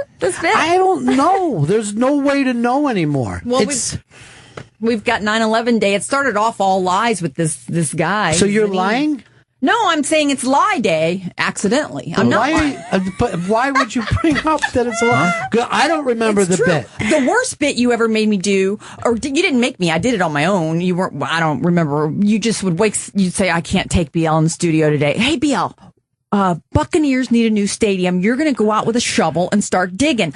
I swear I don't remember this either. I had to jump over a chain link fence, went over, got over there with a shovel, kept my flip phone open, and Ronnie was feeding me everything through my headsets, and he's like, "You better do it. Get this done. We need it." And we went live with it, and I had cops on me, everything. I had a guy ready to put his nightstick on my neck, and I love the popo. But hold on for a they just said, second. "Miss, stop digging now." Would you stop for a second? How is it a bit for me to tell someone to go dig a hole? How does that even happen? Why would we bring in people from all over? It's a great radio bit, digging. It's because they wouldn't build the stadium, and they wanted to charge the city a penny a person. And there's 3 million people in Tampa Bay. So Ron said, "BL, we're going to go dig the hole ourselves. Let's start this stadium." So you wanted to get the party, and you did it. The stadium started getting built. So that's how it got started. You did it, huh? You, Benny. You don't even know it. The stadium. Yeah. This is horrifying to hear this in front of you. These so stories that good. she's telling is terrible. Ron wound up on the cover of People with Don Johnson. I had to answer the phones and deal with Don Johnson. You don't remember when I was at Miami Vice? I was the black guy. I was the black guy. What was his name? Tibbs. Tibbs. That's fucking racist. His name wasn't Tibbs. Sonny? I don't know. You said Tibbs so confidently. I believed you. I think it was Tibbs. It was. I think it was Tubbs. There you go. Yes. Tubbs, which is more fitting for Ron. Everything turned bad here. Damn it. Everything turned bad here. We were having so much fun. We were having so much fun with this. Yeah. I hope that rat just chews your fucking cock off. It might. Now, here's the thing, though, BL. How could she remember these things that I have no recollection of at all, and it was my show? Well, Don Johnson, you said to me, you had a talk with me. You said, BL, I'll never, ever let you come back to work if you don't handle this. Because Don Johnson was big. Him and Melanie were getting a divorce. Ask you to fucking handle it? You had nothing to do with it. Because I was running the phones, and you said he's calling on the hotline. It was back in the 90s when everything was really super pumped. And you said, BL, make this happen. It can't go wrong. It's like before when I announced Nixon was dead to you in your headsets, and you went on with it, and he wasn't dead. He was still on the ventilator. I was a bad phone screener, but I learned everything from you, Ron. So that made you bad. It's bad. Anyway, real quick, the Don Johnson. You said no, there isn't any real quick. This is Mark Norman's time. I know. This is not a time for you to come in and talk about the fucking past. Bye, buddy. We have a professional comedian here. I know. All right. If you need somebody to announce you coming out on your gig when you're at www.deadcrowcomedy.com. Yeah, why don't you come? Well, why don't you drive down there now and he'll meet you. He'll meet you there. Bring your shovel. It's great to meet you, though. Dig a hole. It's great to meet you. I mean, See, he just put my panties in a brown bag like it's the 1960s. Yeah. Well, you know how that went. Is it a good thing? Let me tell you, if we put your panties in a brown bag, we'd never be able to find them in there because anything that you're wearing is going to end up brown. I don't know why, but Mark looked so confused when she said that he put her panties in a brown bag. Every time I You put didn't my- understand that reference? Whenever I put my underwear in a brown bag, it's because of an accident. B.O., are you going to stay in the room or just leave? You told me to leave. All right, we'll see you later. Mark Norman's time. Bye-bye. Oh, boy. There she goes. What do you... I'm not leaving. No, we'll because I got to wrap up with him, but yeah. I'm gone from New York City too? Yeah. Or do I come back tomorrow? No, you're done. Thank you, I BL. won't Thanks come for back. being here. No. Thanks for being here. It's Thanks, Mark. BL. Thank you. So good I wanted to to have you on more, but it's Mark's time. He's a big comedy star, and he's on his way, and it's great. So take care, BL. No. No, I'm going to stay right here and listen to the show. No, listen from over there. You can listen next to Joe. Go to the booth. Right. Joe will be happy to have you. Joe's terrified. Yeah. Bye, Mark Norman. Bye. Nice to meet you there, BL. What does BL stand for? Bomb lots? All right, she's doing the classic DX chop. DX Which I have not seen that in ages. I haven't seen labia move like that since the 80s. That wasn't labia. She's saving some bacon for later. I was hanging at Cat's Deli. All right. Well, that was a real trip. Yeah. That was great, BL. Good to have you back. Yeah, great job. You covered that Nixon dying thing All right. like a champ. I just got a thing from Flipper, who was my producer in Florida. Yes. And he said to me, your memory is fine. I don't remember one of these bits.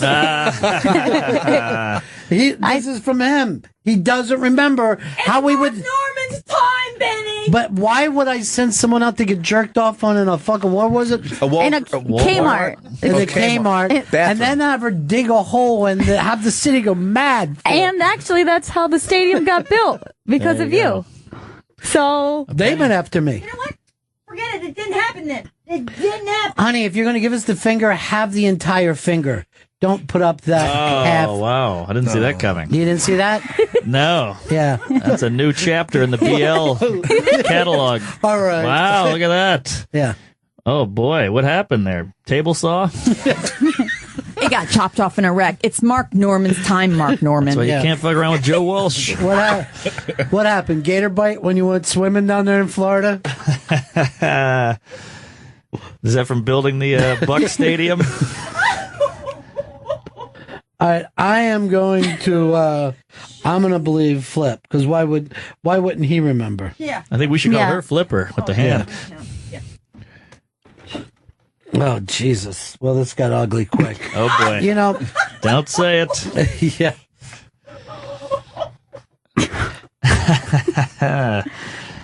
Woo. Oh. Well, is Mark okay, buddy? Yeah. Oh, I'm good. Do I know how to clear a room or what? No. No, are you mad at me, Mark? No, you're doing great. If you want me to rent with the crib that's under $3,000 a month, I'm available. Oh, you need a place. Huh? I need a place in New York City. All right. Well, there's a shelter on 23rd. They turned her down. Too scary. You gotta have 10 fingers. Oh, all right. Well, now we're getting mean here. Boy. No, it's fun. I like comics who make fun of disabilities. Yeah. I think that's a good thing. All right. Edgy. These wheelchair people have had it too good for too long. It's really edgy stuff. Yeah. Mike Norman, as always, you're hilarious, Oh, my thanks. friend. You too. And sorry about today. That was great. I had a blast. Chris. Yeah. Could you plug away for him? Mark's performing at the Arlington Draft House in Arlington, Virginia, Friday, October 2nd. Go to arlingtondrafthouse.com for tickets. And he's also performing at the Dead Crow Comedy Room in Wilmington, North Carolina, October 16th and 17th. That's deadcrowcomedy.com. And the podcast, Tuesdays with Stories, is available on iTunes. And on Twitter, it's at Mark Norm. Incredibly funny man. You're going to enjoy him. And we'll see all you guys back here tomorrow in 1974. Ladies and gentlemen, the evening is over. We hope you all enjoyed yourselves, and we'll see you all again in 1974. Good evening!